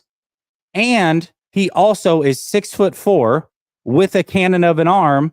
Yeah, I'll take that over the possibility of never having that. Those are just God-given talents that were given to him. That's where my mind goes in the hypothetical situation. Right, but that's a player that we've never seen. So that's a player that you made up in your own mind. This whole situation's made up, King. The whole situation is made up. This whole situation is a made-up conversation that you made up in your mind. No, not the whole situation. And you admitted that I was right on what I said about you. You admitted it. So that's one. Number two, the whole thing isn't hypothetical because Brock Purdy has had a certain level of success. Right, which is why your mind is the type of player. Hold on, King. Which is why all offseason last year, and people didn't want to listen to this part. People didn't want to listen. Go back. I've got a video in March that is titled Mr. Right or Mr. Right Now. And the conversation I had back in March of last year was if the 49ers want to win in 2023, they start Brock Purdy. Everybody forgets that I said that out of my mouth in March before he was even healed. Okay, because at the time when we were looking at who they were at that time, it was clear that Brock Purdy was at a level that Trey Lance had not reached. Now, I also said in that video, if you want to have a franchise guy, I believe your better opportunity is to go with Trey Lance, but it's not going to happen right away. So if it's a win now team, you go with Brock Purdy. That's the right decision. So even I am saying out of my own mouth last March that Brock Purdy was better than Trey Lance at that time. Like, I don't get where this argument comes from. Like, I actually said it in my mouth. It comes from you saying that you would lean towards paying Trey Lance, but you won't lean towards paying Brock Purdy. And everything about Trey Lance is a hypothetical. It is fantastical. Everything about Brock Purdy is on tape. You've seen it. Again, King, the question was not if you put Trey Lance on this team right now and you have to choose to pay one and you have to pay one, are you paying Trey Lance or Brock Purdy? Of course I would pay Brock Purdy. The question was if Trey Lance had stayed and seen the level of success that Brock Purdy did, would you pay Trey Lance? You have to pay one of them. Are you going to pay Trey Lance or are you going to pay Brock Purdy? I would pay Trey Lance in that scenario. Well, no, I didn't ask that question. Upside. That's basically what you're asking. No, that's what you're asking. No, it's not. I said it was the hypocrisy because if Trey Lance had Brock's level of success, you would lean towards paying him the going rate for NFL quarterbacks. But the fact that Brock Purdy himself has had this level of success, you're not willing or you won't lean towards paying him the going rate for NFL quarterbacks. And because this was contingent on not yet seeing that. Yeah, but at the end of the day, his success is still his success. No, he don't look like Joe Burrow doing it. He don't look like Patrick Mahomes doing it, but he's still having a high level of success, team and individual, and you don't want to pay him the going rate. But if Trey Lance was in the exact same scenario, you would lean towards paying him the going rate. Yes, that's the because hypocrisy. He meets the rule, and that's not hypocrisy because one meets the rule and one is the exception. That's where the difference is. It's that simple. I know I went. This debate went way past the 5 minutes. King. But I just want to say one more thing before I go. Hold on. Before you go, let me say this. I want to say thank you for calling in. I love this. I know that like we get mad and we debate or whatever. I hope everybody knows like I thoroughly enjoy this. I appreciate your support one way or another, man. And thank you for calling in. That was a lot of fun. Go ahead. What were you going to say? And I want to say I appreciate you having me up, not muting me or kicking me backstage and everything that. Never. So I appreciate that. But the last thing I want to say, I've seen Brock Purdy standing next to and in front of both Joe Montana and Steve Young. Mm-hmm. And there was not a hype difference that you could see with the eye that was substantial. Both of those guys are 6'2". You know that you also shrink as you get older, right? Like you Okay. literally lose height as you get older. Like Yeah, that's fact. okay, but at the end of the day, he's standing eye to eye with those guys, shoulder to shoulder with those guys. So Okay. when you say top 15 all time at his size, it's more than just Drew Brees. Would you argue? Okay, let's talk about Steve Young for just a second. Who's a better athlete, Steve Young or Brock Purdy? Steve Young is not close. Okay. All right, not close. All right, that's all I needed to hear. All right, yeah, I'll talk to you, man. Thank you for calling. All right, man. Salute. Appreciate it. Later. That was fun. I really enjoyed that. But it was all a hypothetical. Literally, the whole conversation was a hypothetical situation. Oh my gosh, that was fun. All right. Let's see. Brother Bob says when Nails tips his head back and fist on the mouth. It's hard, right? Because I think the hardest part about a debate is you both have so much you want to say. And but you also want to be respectful to what they're saying before you get off what it is that you want to say. So it's like that's me just trying to hold myself back from just over talking him and knowing kind of at his point, like, hey, thanks for not muting me or whatever. Like that wouldn't be fair. Like it's home court advantage. I could do whatever I want, right? But if I did that, how cheesy would that be of me, man? Like that'd be so lame. So lame. Just because he has a difference of opinion. Come on, man. All right. We're going to go Level, Jay, and then Keith. What's up, Level? Yo, what's good, Jesse? Can you hear me? I can hear you. Yes. Yeah. Yo, so I'm a Cardinals fan, bro. I've been watching the channel for a while now. You know what I'm saying? I watch you. I watch Grant Con. I actually like the 49ers YouTube space more than I like the Cardinals space. No offense to the Cardinals space, but I just think you guys over here, you guys are, I don't want to be mean, but like less casuals. Like when I come over here into this chat, you know what I'm saying? I feel like you actually like are talking about real ball. But I just wanted to come over here and chat about the Cardinals and the 49ers. And I want to, and you know what I'm saying? I wanted to get the people in the chat a little bit mad for a second. And just so they know, like Kyler Murray is way better than Brock Purdy will ever be.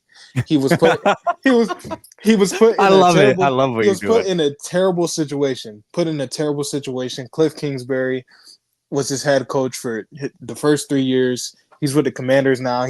He couldn't even get a OC job at USC. Now he's on the Commanders as an OC. He just got brought in because somebody thinks he has I don't know what the idea for that is, but he's just not the guy in the NFL. You know what I'm saying? But when it comes to Kyler, what people aren't understanding about him is like he can do everything at a high level, and it's not like Brock Purdy where like Brock Purdy has a weak arm. Kyler Murray can throw it 70 yards down the field if you want to. Maybe not 70, but you know what I'm saying? He could slang that rock, and he runs a 4.3. You know what I'm saying? If we put, all right, let's talk hypotheticals because I had to listen to a hypothetical for like 20 minutes. You know what I'm saying? If we put Kyler Murray and on the 49ers, you guys win the Super Bowl. Yeah, maybe. I don't know. I mean, I will say this, like from an athletic standpoint, Kyler definitely clears. Like there's no debate there. I think the issue is when we talk about between the ears, I think that's where Kyler has fallen short up till this point. Now, I'm not saying that he's not a smart individual or that he can't turn it around, but he certainly relied very heavy on his athleticism early on. And a lot of that could be Cliff Kingsbury. I mean, that was a candy corn, terrible offense. I get it. Now that he's actually playing under center and stuff, I'm curious to see if he can play on time and be accurate. And if he can, and also add in the athleticism, I mean, he could be a franchise guy. We'll see. Yeah. And the thing that I hear a lot of fans talk about is like, oh yeah, Kyler Murray plays video games, but I'm a Cardinals fan. Like, I'm a diehard. Like, I'm such a diehard Cardinals fan that I'm in a 49er space right now at 11 p.m. at night for no reason. Just listening to what the rivals got going on. You understand? Yeah. So it's like what people don't. No, level. Media Hold on. isn't You gonna cut out. pick it up.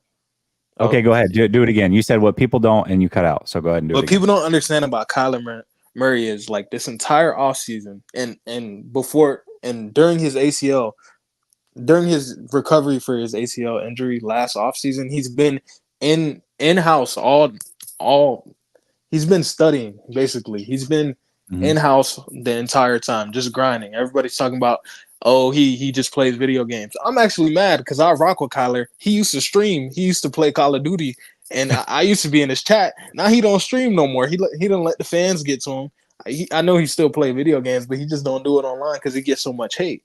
But the thing Can is, I like, ask you something? This will change my opinion one way or another. Is he an Xbox guy or is he a PlayStation guy? he's an Xbox guy. Oh yeah. See, I can't mess with Kyler no more. Yeah, All right, go ahead. It is what it is. You know what I'm saying? It is what it is. Go ahead. Moving on from Kyler Murray, man. What do you think about the Cardinals offseason? And refresh me on the guys that the 49ers picked up and lost. So the 49ers haven't lost a ton. Eric Armstead, who was under contract, they decided to move on from. So that's like their big loss so far this offseason. They lost Chase Young as well, a big name, but I don't think he was that big of a loss. Personally, I didn't think he had the motor or the consistent effort on tape. And so for me, I'm fine with that one. They added Leonard Floyd. They added Yatir Gross-Matos. They added who else did they add? 2 defensive tackles basically in the last 24 hours. Jordan Elliott and I'm drawing a blank on the other one. They just traded for the Texans. He was a starting defensive tackle, Collins. So that's basically who they've added. What they've decided to do is get younger on the defensive line, get healthier. So they're bringing in guys that are, on younger than 30, that are relatively healthy for the most part. And they're putting them on 2 year deals. So they're making sure the flexibility is there. So I like what they're doing so far. But the biggest loss right now is Eric Armstead. That's, that's a pretty big one. If he's healthy, he's definitely a dog. But at the same time, like, he really hasn't been healthy in a while. So what's going on with the Brandon Ayuk situation, though? So I think he'll probably get signed. The 49ers traditionally sign players near June, July, August, usually in August, actually, but definitely after June, usually. I would assume that he's going to get signed to a long-term deal, but we've also seen them kind of trade players like Brandon Ayuk in the past, where they did that with Buckner, where you have a young guy who is going to warrant a first-round pick and is easily tradable. So look out for the draft. If he's going to get traded, that is obviously when it's going to happen. But I think probably 90% chance he stays as a 49er long term. Okay. I can see that, but if he does get traded, I think he's going to end up on the Patriots. But I don't know why I think that. Yeah, but I think he'll end up on the Patriots. Yeah. Are you guys going to get Marvin Harrison? Yeah, we're definitely snagging Marvin Harrison at 4. It's like the time before the draft, so people want to change things up. Like, oh, the Patriots are gonna go get a wide receiver. Like, the Patriots are drafting a quarterback. Let's be serious. The Patriots need a quarterback. Yeah, they need a quarterback. And that's gonna be scary for you guys. Cause all right, let's go back to talking about the Cardinals. Because last year when Kyler Murray got back, the Cardinals offense was a top 10 offense in the NFL. Mm-hmm. If you take up the stats, we're a top 10 offense. Now, I'm not saying that we're adding game changers on the defensive side, but we couldn't stop a nosebleed last year. You guys went against us. The Rams went against us. We added Bilal Nichols and Justin Jones. I'm not saying these guys are game changers, but these guys are solid run defenders that can play, that can be in our rotation for us. And then we went in, we added Mac Wilson. We brought back Chris Barnes. Mac Wilson, everybody's super high on the Mac Wilson thing. I want to see what we do with him because I'm not sure if he's a Mike. I'm not sure how we're going to use him yet. But if the Cardinals have a good draft, I feel like we could be like the 2019 Niners. Nobody's going to see it coming because our offense, it's not as much as the 2019 Niners because our offense will carry the load. Our offense could get it done. We just need our defense to keep us in the game because Kyler Murray is that guy that can win you games. It's not like Jimmy G and Brock Purdy where you have a game manager. Kyler Murray makes plays. Kyler Murray, like it or not, makes plays. Like, there's plays where this man is getting chased around in the backfield for like 30 seconds and then he scores a touchdown. There's plays against the Atlanta Falcons last year. First game back from the ACL, scrambles out of the pocket, runs 15 yards back just to gain 20 yards down the field. You know what I'm saying? So we have game changers. Listen, Kyler has all the ability to get it done. I think I've said that the Cardinals are a year away. I think next year you're going to see some leaps. Usually this is what you see happen with teams that are about to make a major leap is their record is kind of mid. So they'll win like 8 games or something this year, but you'll look at those games and the games they lost, most of them, like 7 of the 9 losses will be like 3 or 4 points or less. And that's usually like a sign a lot of the times that team's going to be good the next year. So if we see that from the Cardinals and they continue to, if they draft well, they have 2 picks in the first round. And then next year, you can hit free agency again, go get some guys. I think the 49ers are possibly coming back down a little bit and the Cardinals are ascending. I don't think this next year's the year. I think the year after we might have a conversation about what it really is. But I love your optimism. Yeah, 100%. You know what I'm saying? I got to ride with the Cardinals all the way. You feel me? Got to ride with the Cardinals. And I got to hate on the Niners. I have to. Yeah, that's all. Hey, it's all fine, man. It's all fine. Just keep supporting here, man. That's what we care about. Hey, man. Yeah. But all right, man. I don't want to take up I appreciate you. All your time. For sure. All right, bro. Have a good one. Deuces, bro. Yeah. You got to love it, man. We have Seahawks fans call in. We're just missing Rams fans. I need a Rams fan. Yeah, of course you would say that. Like, you just agreed with everything that he said. You also told me that Herbert hasn't broken the 49ers passing record, and he's done it 3 times. I love you, everyone's worst nightmare, but I wouldn't expect anything less from you. Muff says Montana 6'2", Brock 6'1". Okay, so Montana's taller. Brock's not 6'1", he's just under. And Montana had a stronger arm, but okay. And Patrick Mahomes is 6'2". With one of the best arms we've ever seen. Again, everybody keeps making my point, and they think they're making their point, but they're actually making my point. Smack says, I'm a member. I appreciate you, Smack. All right. We're going to go J-Dog, Keith, and then Brother Bob. J-Dog, man, thank you for being patient. I appreciate you. Yo, can you hear me? I can hear you. Yeah, I got you. Yo, what's up, Jess, man? Thanks for taking my call, bro. Shout out, bro. I've been listening to you for a little bit, man. I found you from somewhere, man, and I got to say, man, you've been doing a hell of a job, man. You're probably one of the best 49ers contents out there, man. I appreciate you putting me on. Just want to sit back real quick. I got something to get off my chest, Jess. Just sip on that nice fine cognac, man. If you want to roll something up, man, I got to let you know, man. This is J-Dog from Boston. Boston in the house. The president of the I Hate Kyle Shanahan fan club. And it's not personal. I love the man, Kyle Shanahan, but as the coach, the most overrated, the most egotistical coach in the NFL, I'm sick and tired. My soul is defeated. Now, let me take you on a little ride, Jess. We lose the Super Bowl by 3 points. We lose another Super Bowl when we're up by 10 points, and now you want to blow the defense up.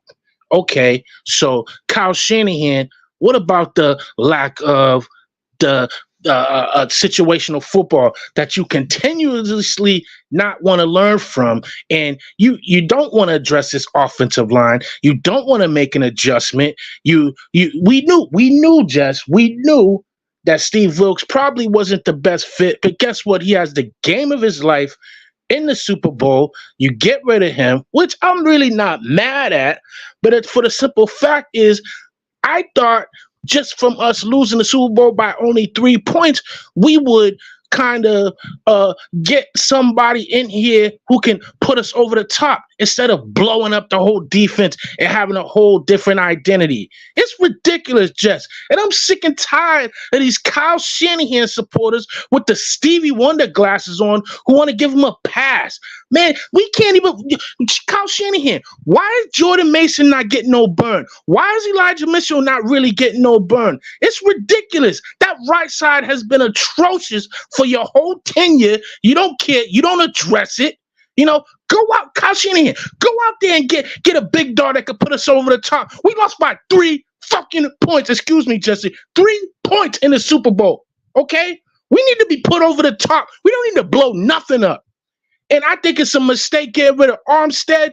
I don't know where we go. I'm gonna be honest with you, Jesse. I have no confidence in Kyle Shanahan as the head coach of the 49ers unless we get a major difference maker, Tyreek Hill, Quentin Nelson, that kind of caliber, because we have to win in spite of Kyle Shanahan.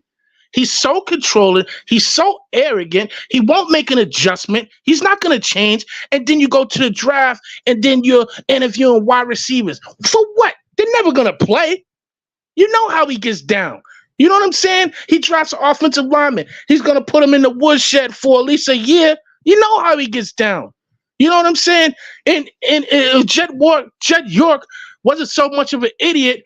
He would give Kyle Shanahan his pink slips. And I know these Kyle Shanahan, Stevie Wonder glasses wearers don't want to admit that, but the facts are the facts. We have the most talented roster in the NFL, and it's been that way for 4 or 5 years. So what do we have to do? Get the NFC All Madden All-Stars for Kyle Shanahan to win a Super Bowl? Is that what we need to do? We need to get Bill Belichick as a defensive coordinator when that was going around for Kyle Shanahan to win a Super Bowl? Any other coach will be fired with all this talent that we got.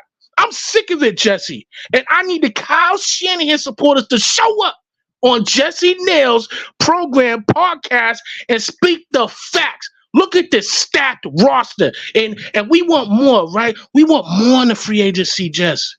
We want to get a big splash. But I thought Kyle Shanahan was supposed to be this genius. So what do we? So we need an all-star team for this genius to win a Super Bowl. Kyle Shanahan, and shout out to Brock Purdy. Because, Kyle Shanahan has the handcuffs on quarterbacks, but when Brock Purdy goes off scripts, we play the best football. And you know that, Jesse. So I don't know what's up with these Kyle Shanahan supporters that they don't want to speak the facts. They want to be content with coming in second place. They want to be content with NFC championships, and it's toxic. It's toxic to these new fans that don't understand the standard of the San Francisco 49ers. And I don't mean to go too hard, Jesse. Let me know what you think, man. Because I'm sick of it, Jesse, man. I'm so sick of these guys, man. These Kyle Shanahan supporters. Take the Stevie Wonder glasses off. Stop drinking the Kyle Shanahan Kool-Aid and look at the facts. Speak the facts. The 49ers need to really get rid of Kyle Shanahan, but that's not going to happen. Realistically, it's not going to happen. As long as they're making money, as long as Jed York is washing Kyle Shanahan's bowling balls, it's not going to happen.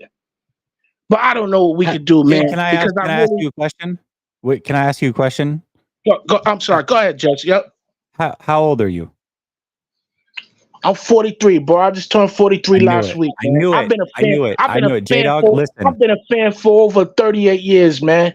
You know what I mean? I came out the womb a 49er fan, bro. I want to say this. I knew that you were going to say at least 35, 36 years old, because it's the fans that are our age that have these higher expectations. It's the fans that are our age that saw Eddie DeBartolo fire George Seifert, who had won 2 Super Bowls and coming off of another playoff run. Right? Like that's the expectation we're used to around here. But it's these younger fans, and shout out to them, man. I actually feel bad because they haven't seen the success that we got to see. We've seen them hoist a Lombardi, right? And so we talk about it, 94, and that fans get pissed about it and whatever. But The younger generation has not seen a Super Bowl, man. That's extra sad that they haven't seen it and that they think just getting there is a barometer of success. But when we're used to getting there and not losing, that's the difference. Absolutely. I 100% agree with you, Jess. And I really think this Kyle Shanahan dynamic is kind of bringing like a civil war to the fan base in a lot of respects. And I also, another thing that people don't talk about, it just came across me like a lightning bolt, is this Kyle Shanahan offense that, we need certain players for and everything. This kind of offense gets our players hurt. Everything's predicated to getting the ball in the middle of the field, getting guys in traffic to make a play. And then we got these weak offensive linemen. So when we run these screens and these short passes for yak yards, you got bum offensive linemen that can't block it up right most of the time, and not most of the time, but a significant part of the time. And that's a thing that no one talks about. You know what I mean? This offensive line on its right side has been atrocious for his whole tenure. There's no excuse for it. But the toxicity with the fan base that is content with NFC championships and Super Bowl losses, and the guys blowing leads in the Super Bowl. The guys blew leads in the Super Bowl with Atlanta. You know what I mean? Give me a break. I'll tell you, I was not a fan of the hire from Jump Street, brother. I'm going to tell you that straight up. You know what I mean? And it's not personal. But there's a standard when you're talking about the San Francisco 49ers, the greatest players that have ever played this game, the greatest fan base that's in this game. And I just need the fan base to please look at things objectively. Don't go by what I say. Look at things objectively. Do we have the most talent in the NFL, bar for bar? Of course we do. So why not get someone on this offensive line? Why are we playing games? Why are we signing these bums, these Felicianos, and these Colt McKivens? Why are we signing these bums? Hey, give me a break, man. I'm going to let you go, Jess, man. I just had to get that off my chest. I thank you for the platform, brother. I appreciate you, man. Boston in the house, man. I found your channel, man, and I tell you, man, you got a day one in me, bro, because I'll always be here, man. Shout out to you. Shout out to the last caller with you in the debate on the quarterback. That was fun, man. And shout out to the fans and the faithful. It's nothing personal, just my opinion. I could be wrong, I could be right. But coming from Boston, I love y'all, man. Peace out, yo. Appreciate y'all, bro. Absolutely, man. That was a fun call. Everybody was like, give him more time, give him more. I had to give him more time. That was good, man. He brought the energy. I got to be honest. I tuned out for a second when he said Tinya. I was like, the Boston accent's here. I love it. I absolutely love it. Man, that's one thing I will say, though, about the 49er faithful is, gosh, man, I'm just everywhere, bro. Everywhere I go, it's every game that I've gone to on the road, fan bases are in awe at the way that the 49er fans travel. Being out here, I run into way more Niner fans than you would expect being in Florida. It's crazy. We're everywhere, man. We are everywhere. It's awesome. I absolutely love it. All right, we're gonna go Keith and then Brother Bob. What's up, Keith? Yo, what up, man? How you doing? Man, haven't hit your show since the Super Bowl, man. I'm still in a state of mourning. You still reeling a little bit, huh? I am still reeling. You know, I created content. I did all that. I thank you for coming to a few. I haven't done any of that since this was our year, Jesse, man. And I agree, I bro. sympathize with the 43-year-old because I'm 43. And to go back since my 8th grade year, which is the last time we won a Super Bowl, this was it. I don't agree with him about Shanahan because I remember Jim Tom Sula, Chip Kelly, and all those guys between Harbaugh and Shanahan, right? I do think we have like a Babe Ruth curse. Like you did not scout Mahomes and Watson, and I think there's a bit of that with this regime, right? Like you're trying to make up for that mistake, but I don't know if you can now because you did not get the Michael Jordan of football, which I think Mahomes is. Am I wrong? Yeah, you didn't get the Michael Jordan of football, which is what Mahomes seems to be. Yeah. And so when you miss out on that type of opportunity, I see us like last year opening up cap space, building probably the most stacked team in football, right? Mm. But you can't But make up why for did they that why did mistake they miss? But why did they miss out on Mahomes? You remember because of that, right? Kyle. Because of Kyle. Okay. We don't need to scout a quarterback, right? We're gonna get Mm-hmm. Cousins or Yeah. whatever. Yeah. So that's not crossing your T's and dotting your I's. And one thing I'll Mm-hmm. say is like I lived in Charlotte for a decade, you know. And one thing I don't think Ron Rivera can hold a cup of tea to Shanahan. But he realized the first move I need to make is get a quarterback, and that was Cam Newton. He ended up being on and off, up and down. Did make an MVP, get him Super Bowl. But most of these coaches realize the number one thing I need to get is a quarterback. And so for But Shanahan, what's crazy about that, Keith, is yeah, Kyle realized that because there have been he did. interviews where he talks about how he didn't want to take the 49ers job because there wasn't an elite quarterback in place. And he knew that that's what got his dad fired eventually, was not having a quarterback.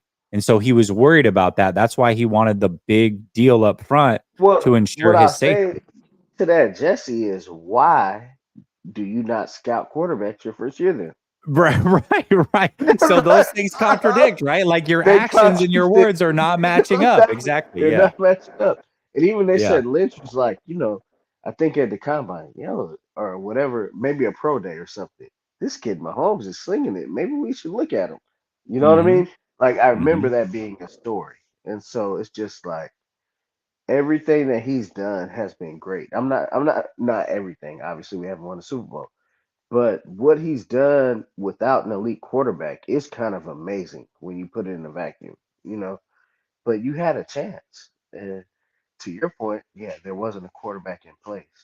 But you're the one that declined to go look at quarterbacks, you know. Mm-hmm. And what might be ending up the greatest quarterback of all time, you had a chance to draft your first year, and you were just in your own head or being stubborn. I don't think we should fire him. Like, let's be clear. Like, he would have to have a 17th year Andy Reid now. So everybody loves Andy Reid now, right? He did not win till like his 20th year as a coach, right? Yeah, it was like 17. It was it was a lot. There was 17. a It, lot of it years was a before that long for sure. time. It Yeah. was. And so what he has done here is more than what Andy did in Philly, his first 10, 6 or 7, whatever, you know. So I'm more of a patient 49er fan than the last guy that called in. I'm not gonna say he's wrong because he was spot on with what he was saying. But I'm still more patient with Kyle. But I'm still in mourning about this year, Jesse. I ain't created no content. I ain't talked about the 49ers at all. I'm upset. I'm still upset. I am. I'm being honest. Like to me, this was the best team we've had since '94 as a 43-year-old. You know what I mean? Yeah. And to not get it done was just very disappointing. Um, I still think we'll have a chance, but I don't know. Like this year, I don't feel the way I felt. Like I felt like, oh, Brock Purdy getting hurt kept us from getting to the Super Bowl last year, right? Or the year before. I don't feel the way about this team that I felt going into this. Like I thought we had the best team going into this past season. You know what I mean? Right now, I don't. And through free agency, and it's still early. I don't feel the way about this 49er team that I did last year. And I don't know if we'll have that opportunity again. And I just think missing on a quarterback, and that's plagued his whole 49er regime. Like, you have not got that guy. And I like Brock Purdy. I don't love him. I like him, though. I do like him. And hopefully he can get better. It's still his second, third year, right? Well, And here's the thing though, yeah, to be yeah. fair, if we had any other Well, quarterback in before the you league, finish, while I'm what before yeah. those guys saying, "Oh, Herbert," I would trade Brock Purdy and 3 first-round picks for Herbert in a heartbeat. What are we talking about? Those guys are smoking. Like Okay. I don't know what they're But doing. But go ahead, Jesse. listen, I'll I'm with let you you. I'm finish. with you. You Yeah, know yeah. I'm with you. You're right. But I want to say Go this. ahead. I do want to say this. It doesn't matter who do you think the second best quarterback in the league is? Burrow. Okay, so your second best quarterback is Burrow. Mine's Allen. We're not going to debate We know. this, We've but already went back on the. for sure, We've for already sure. went back But and forth on him. Go ahead. let's agree it's Burrow. We'll just agree that it's Burrow for this situation.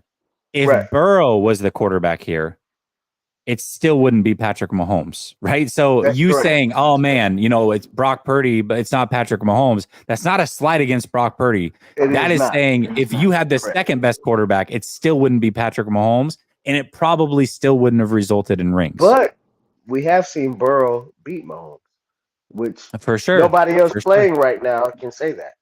That's true. Because the only other person that beat him was Brady, right? Yeah. And so that's why. Look, I like Allen just as much as you do, and obviously the 40 seconds or whatever that crazy thing was where Mahomes got them in field goal position. That was Buffalo's year, in my opinion. And so I won't. You're cutting slices when you say that. But Burrow went to Kansas City and beat him in the AFC Championship.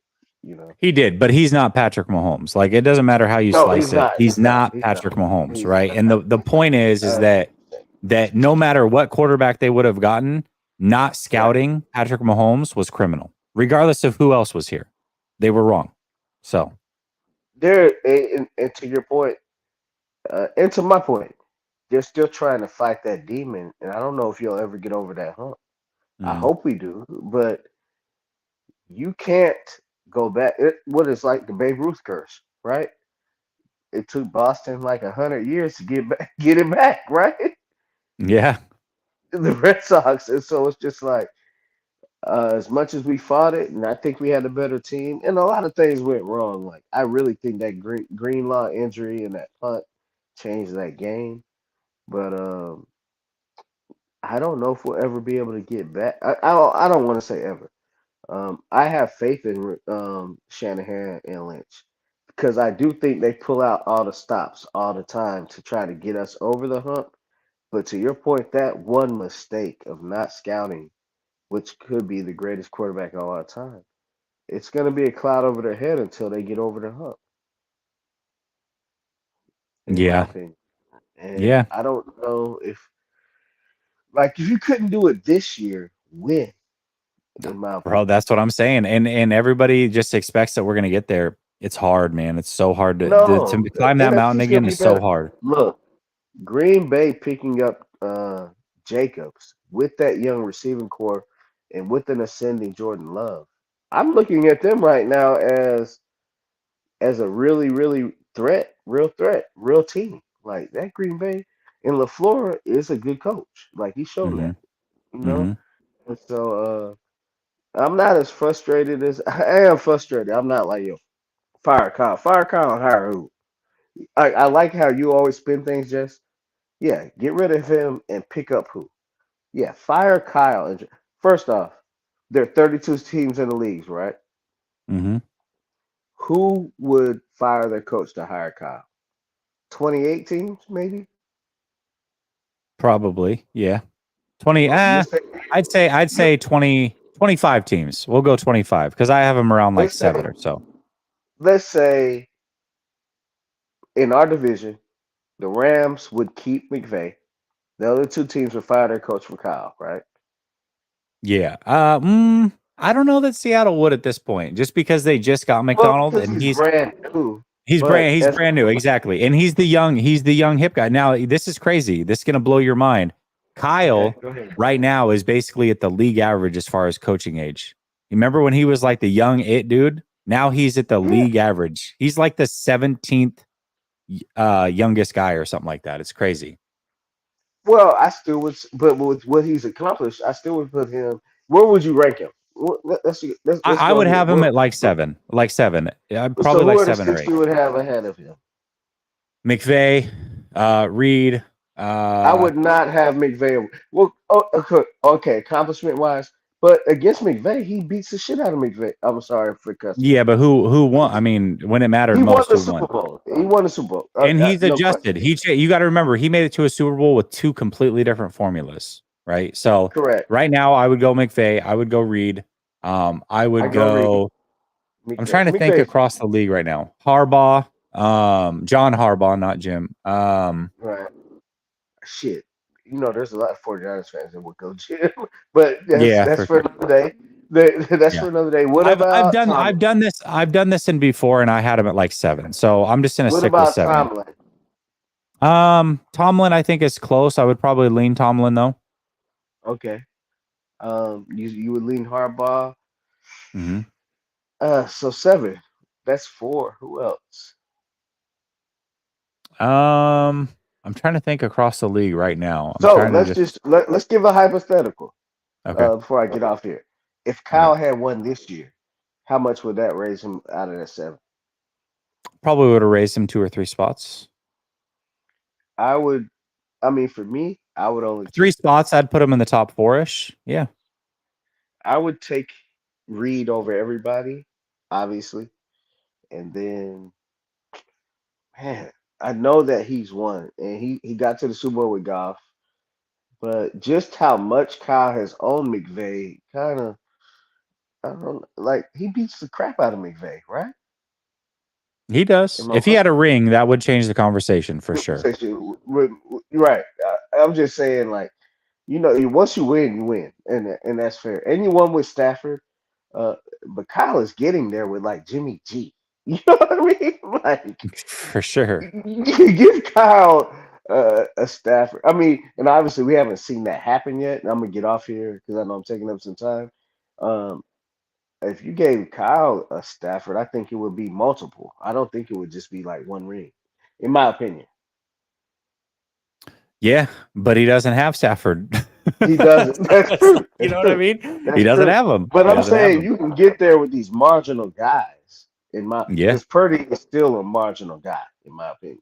You know what I for mean? sure. For I sure. don't. Well, McVay got there but Goff. I consider Goff a top half, top third of the league, got type of quarterback now, right? Like he's proven in Detroit, he's viable. Yeah. You know. I'd take, I mean, obviously you look at Goff's accomplishments.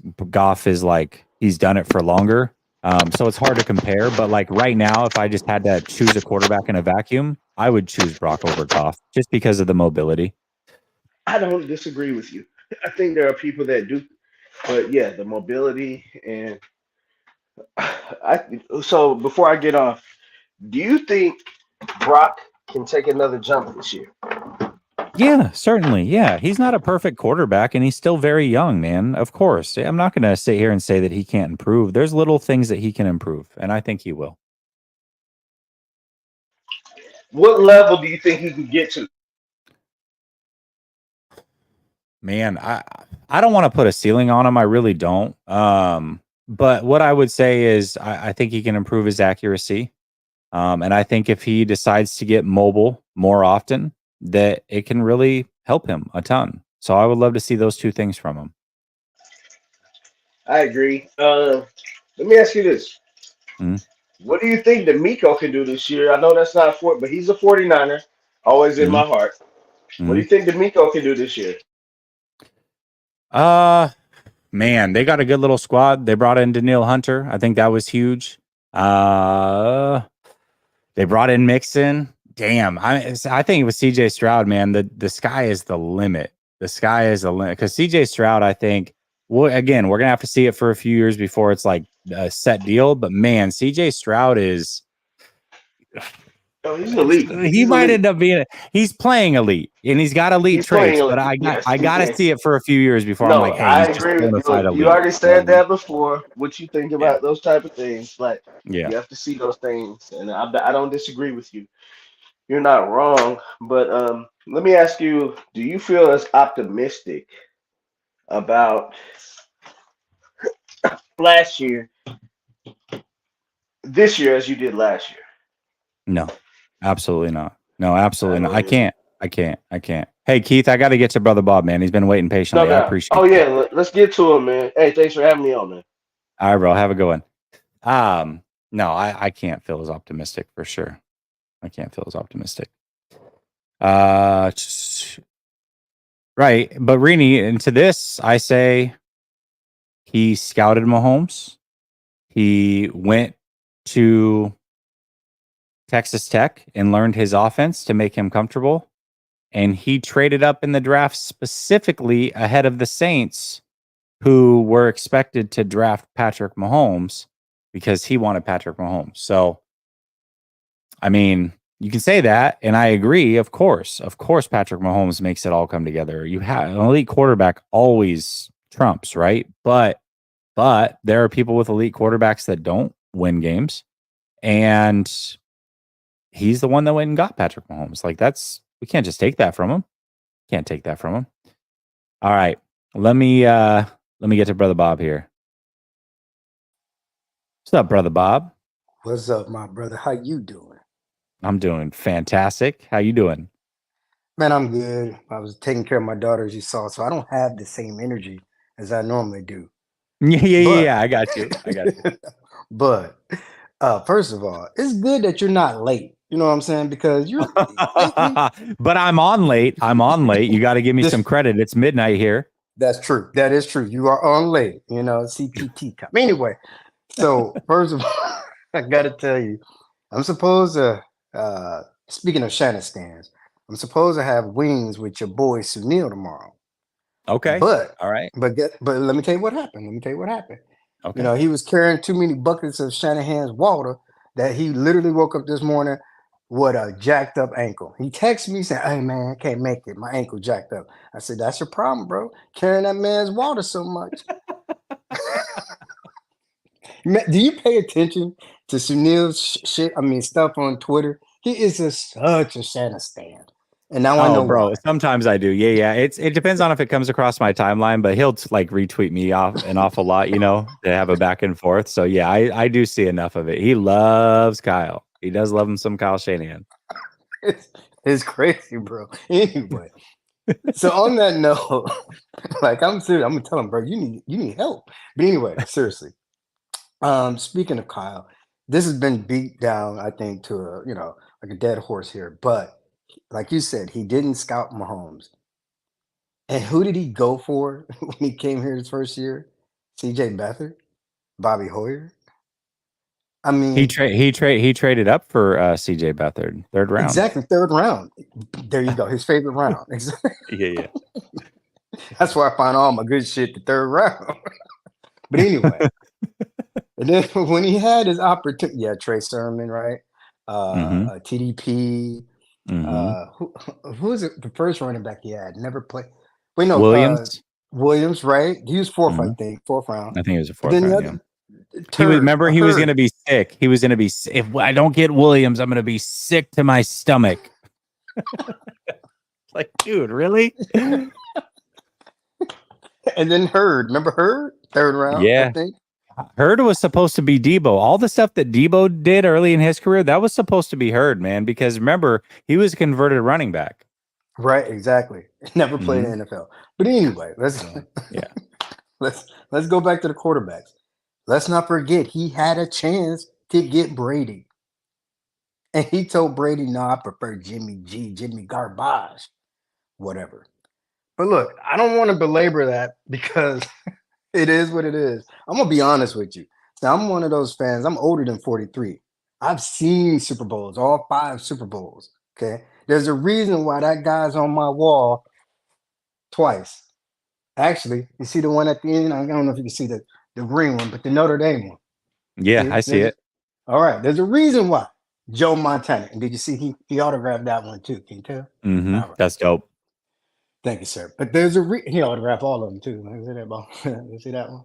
But my favorite one's the black one because it's got the white. See that? Black and white, baby. Oh, dang it. Yeah. This is my Steve Young one now. I have a Joe Montana helmet signed and he wrote, I left my heart in San Francisco and signed it. Nice. Yeah. That is dope. That's real dope. He just signed my big helmet down. Pause. He just signed my Anyway, no, but seriously, man. So I'm gonna be real with you guys, and I hate saying this because I'm a Niners fan, true, you know, or should I say through and through. But my problem is I don't see Kyle winning it. I don't. We saw it twice in the Super Bowl as head coach. The same thing, up 10 points, can't win, like the other caller said. It's a curse. You should at least looked at Mahomes. But you know what? Let's get off of that because I don't want to be depressed again, right? I want to talk about what you said earlier, and I think the coach said it too. You guys want to rip the Band-Aid off this year. And I'm happy they didn't do that with Eric Armstead. I'm happy that they released him, but don't take the hit right now. Why? Because look, if we rip the Band-Aid off now, what you're saying is we're not going to have a chance at a Super Bowl. And let's be real, we're probably not going to win it because it's Kyle Levy. But anyway, my point is, seriously, if you rip the Band-Aid off, you're not going to have extra money to even sign the guys that we're signing now. And then whoever we end up signing later on, hopefully we address the O-line. But I don't know, man. But look, the real reason why I called. And I've been like the whole damn chat, I've been asking for someone to just talk about the future. And I do want to get your opinions about ripping the Band-Aid off, because I honestly do. Because if you do that this year, we're screwed, bro. We're not going to make a run, but whatever. So that's one question. But the second thing, bro, what's up with Kendrick, dog? How he just bro, and I don't know don't. why. Go ahead. Well, I mean, this happens every year. Every year there's a player that does this, right? And this year it's the 49ers. And here's what I don't know if you caught Grant's show that I did about a couple hours ago now, but I can't say for sure, but my gut feeling is that there are players that are spurning the 49ers and basically saying, no, I don't want to come there. And I can't say how many for sure. You never know the answer. But what we do know is there are multiple players that have done this already. We know that Kendricks had said he was going to sign and decided not to come. We know that there's a safety for the Jacksonville Jaguars that visited us in Seattle, and he chose Seattle. And we also know that Eric Armstead was unwilling to take a pay cut to be a part of this franchise that he's been a part of for so long. So that tells me that if that's on the surface what we know, there's a lot more. And if that is the case, they're missing out on players that they really wanted, which there's nothing you can do. You can't force these guys' hand. But that also tells me that players in the thought of the 49ers around the league, they're losing their luster. They're losing their luster. And people aren't looking at the 49ers as a must destination to be, where they're willing to take a pay cut because of taxes and what have you. They're looking at the 49ers as a team that's not ascending anymore. They're looking at a team that's probably plateaued, and they don't want to be a part of that. And that's a little bit concerning that that's how the league likely views the 49ers at this point. See, you did it. You pulled me back in about Kyle Levy. I think you're right. And I think it's because of Kyle. Because, bro, everyone was watching. Think about this. You're watching the Super Bowl, and you're like, damn. Overtime coming, like, damn. This motherfucker don't know the overtime rule, right? Like, it's clear, right? And you realize that, and you also look back and say, this team had all this talent, right? Ayuk, Debo, Kittle, Purdy played his butt off, right? Defense, Warner, Bosa, all these players, Mooney Ward. You even got the interception by the rookie, Brown, Jair. So how do we lose that game? And you're playing backup offensive lineman, by the way. I left out Hargrave. Screw Chase Young. That chill. He's like Chill Cosby. That dude, whatever. But my point is, you sit back and you look at that. How did we lose? And then you the last thing you can think of is, oh yeah, Kyle Levy did what he did when he was the offensive coordinator with the Falcons. He did what he did in 2020 February. Well, I was at that Super Bowl, up 10, same thing, not running the ball when he should, and then he did it again. So if I'm a player, I'm saying, well, why would I go there? And then, let's not forget, he apparently, we all know, he records all the team meetings and all that. Why would you want to come play for that? But what I don't get is we needed Kendricks, and I wasn't a big fan of Kendricks. You're in that group chat we have on Twitter. You probably saw. I'm like, hey, he's old. He's what, 31, 32? But we need someone to fill Greenlaw. I don't think, even though people think he's going to be good, he's going to be fine, back before me. I don't buy that. But even if he is back, he may not be the same, or we may get injured again. So we need a third legit linebacker. And now we don't have one. Hopefully they draft that guy, Cedric Gray. But anyway, I digress. I think Kyle's a problem. And I know a lot of people are like, well, you can't fire Kyle, because who you're going to get? Well, those are the fans who are younger than me. You saw these white whiskers. Those are the fans because they haven't seen a sustained dynasty from the Niners. They don't understand, as the last caller said. By the way, I love the guy from Boston. The way he say Shanahan. I loved it, bro. I loved it. He was great. He was great. But seriously, I love that cat, man. But no, seriously, that's my problem with this team. I've seen the dynasty. I've seen the commitment to winning Super Bowls. We just don't have it now, and I don't think we will have it with Kyle here. He's going to have to do like Andy did, go to another team, probably realize he has to adapt, change things, can't be so rigid. And then at that point, maybe he'll actually win them. I hate saying that because I'm a huge fan. Like you said, I come on these things and I listen. What did you say? Your dumb ass? Well, my dumb ass too. We go on this for hours, right? All during the day. I sit at this damn computer working.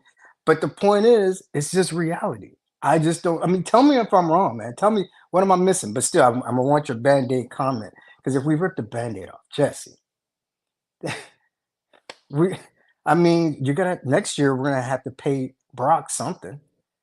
So ripping the Band-Aid off now, I don't think. I mean, you're just giving up, in my opinion. But anyway, go ahead. I'm listening.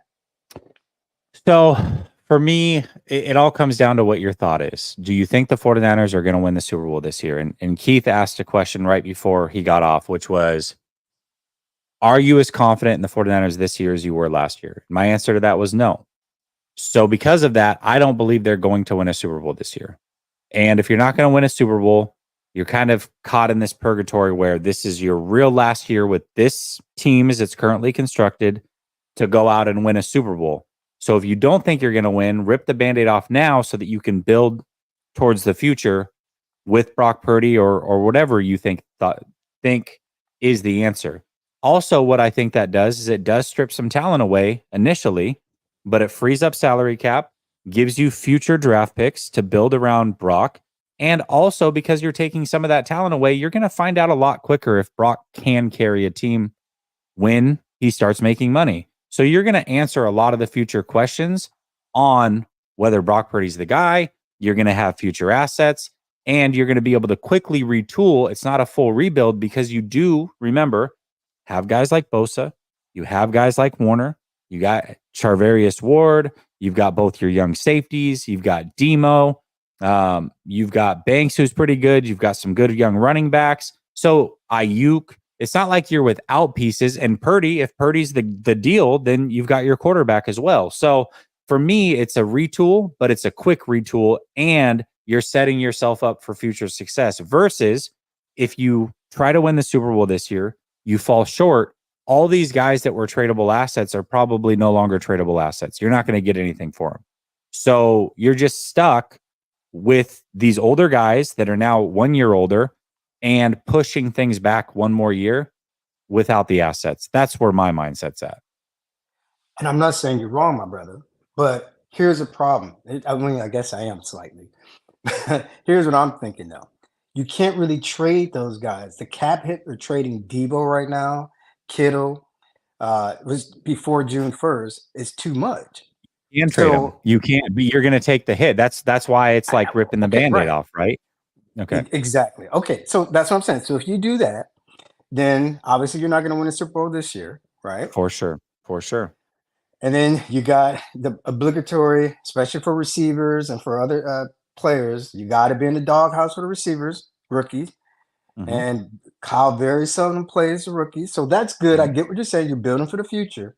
Mm-hmm. But my problem is, man, what are all these Shannon stands going to say then? Because at that point, we're not going to be winning. We're not going to be going to NFC Championship game. And more importantly, do you trust him? I don't trust him because now I've seen that I think he's overworked as the GM / head coach / OC and the de facto DC as well. I think it's just he wears too many hats. So I just don't trust him building it. I like when Peters was here, the stories we heard about what he did for this team. I don't know, man, but maybe you're right. But yeah. Anyway, Listen, I I really called just to hear about Kendricks because to me, we should just rip the damn band-aid off now because we're not gonna have that defense. They ran all over us when it counted, several teams, and some of the teams got better. Like the Eagles got better with their running back. So man, I'm looking at these teams around in the NFC. I think they got better running the ball, and I think we have a problem stopping the run. So especially if Greenlaw's out, I don't know. Anyway, man, that's all I had to say. I appreciate, as Of course. always. Even though you should give PP more shit than you do. You know what I'm saying? Because he's one of the people that was like, "Oh no, I'll take Brock over Herbert any day, bro." What are you smoking? There's no way. Like your last caller said, yeah, I give you Brock Purdy 3 firsts and a second too. Go ahead. Because hell, bro, we gave up 3 firsts in the 3rd round for Lance. So yep, for sure, I'll do that and some for Herbert. Yeah, I would too, man. I would too, brother Bob. Appreciate you, man. Always Appreciate you, supporting I mean, you're notorious in the chat. Everybody loves it when you call, man. Good hearing from you. We'll talk soon. Same to you, brother. Take care, man. Have a good night. You too, man. Brother Bob. Art, he says, Jesse, the Niners are favorites to win the Super Bowl. I got you, but it's a long season. There hasn't even been a game played. We haven't even seen the draft yet. And they were favorites to win the Super Bowl with 1 game left and didn't get it done. It's hard, man. It's hard. You realize that the 49ers were healthier by about a 60% margin than they had been the whole time that Kyle Shanahan's been here. That's significant. That's a break that went their way. If we just go off of what has been tradition, and this isn't even a Kyle Shanahan thing, but even before Kyle, over the last 10-year span, they were about 60% healthier than they had been over the last 10 years. So if that comes back to the pack even halfway, that might add up to 1 more loss. And that might mean you don't get the number 1 seed.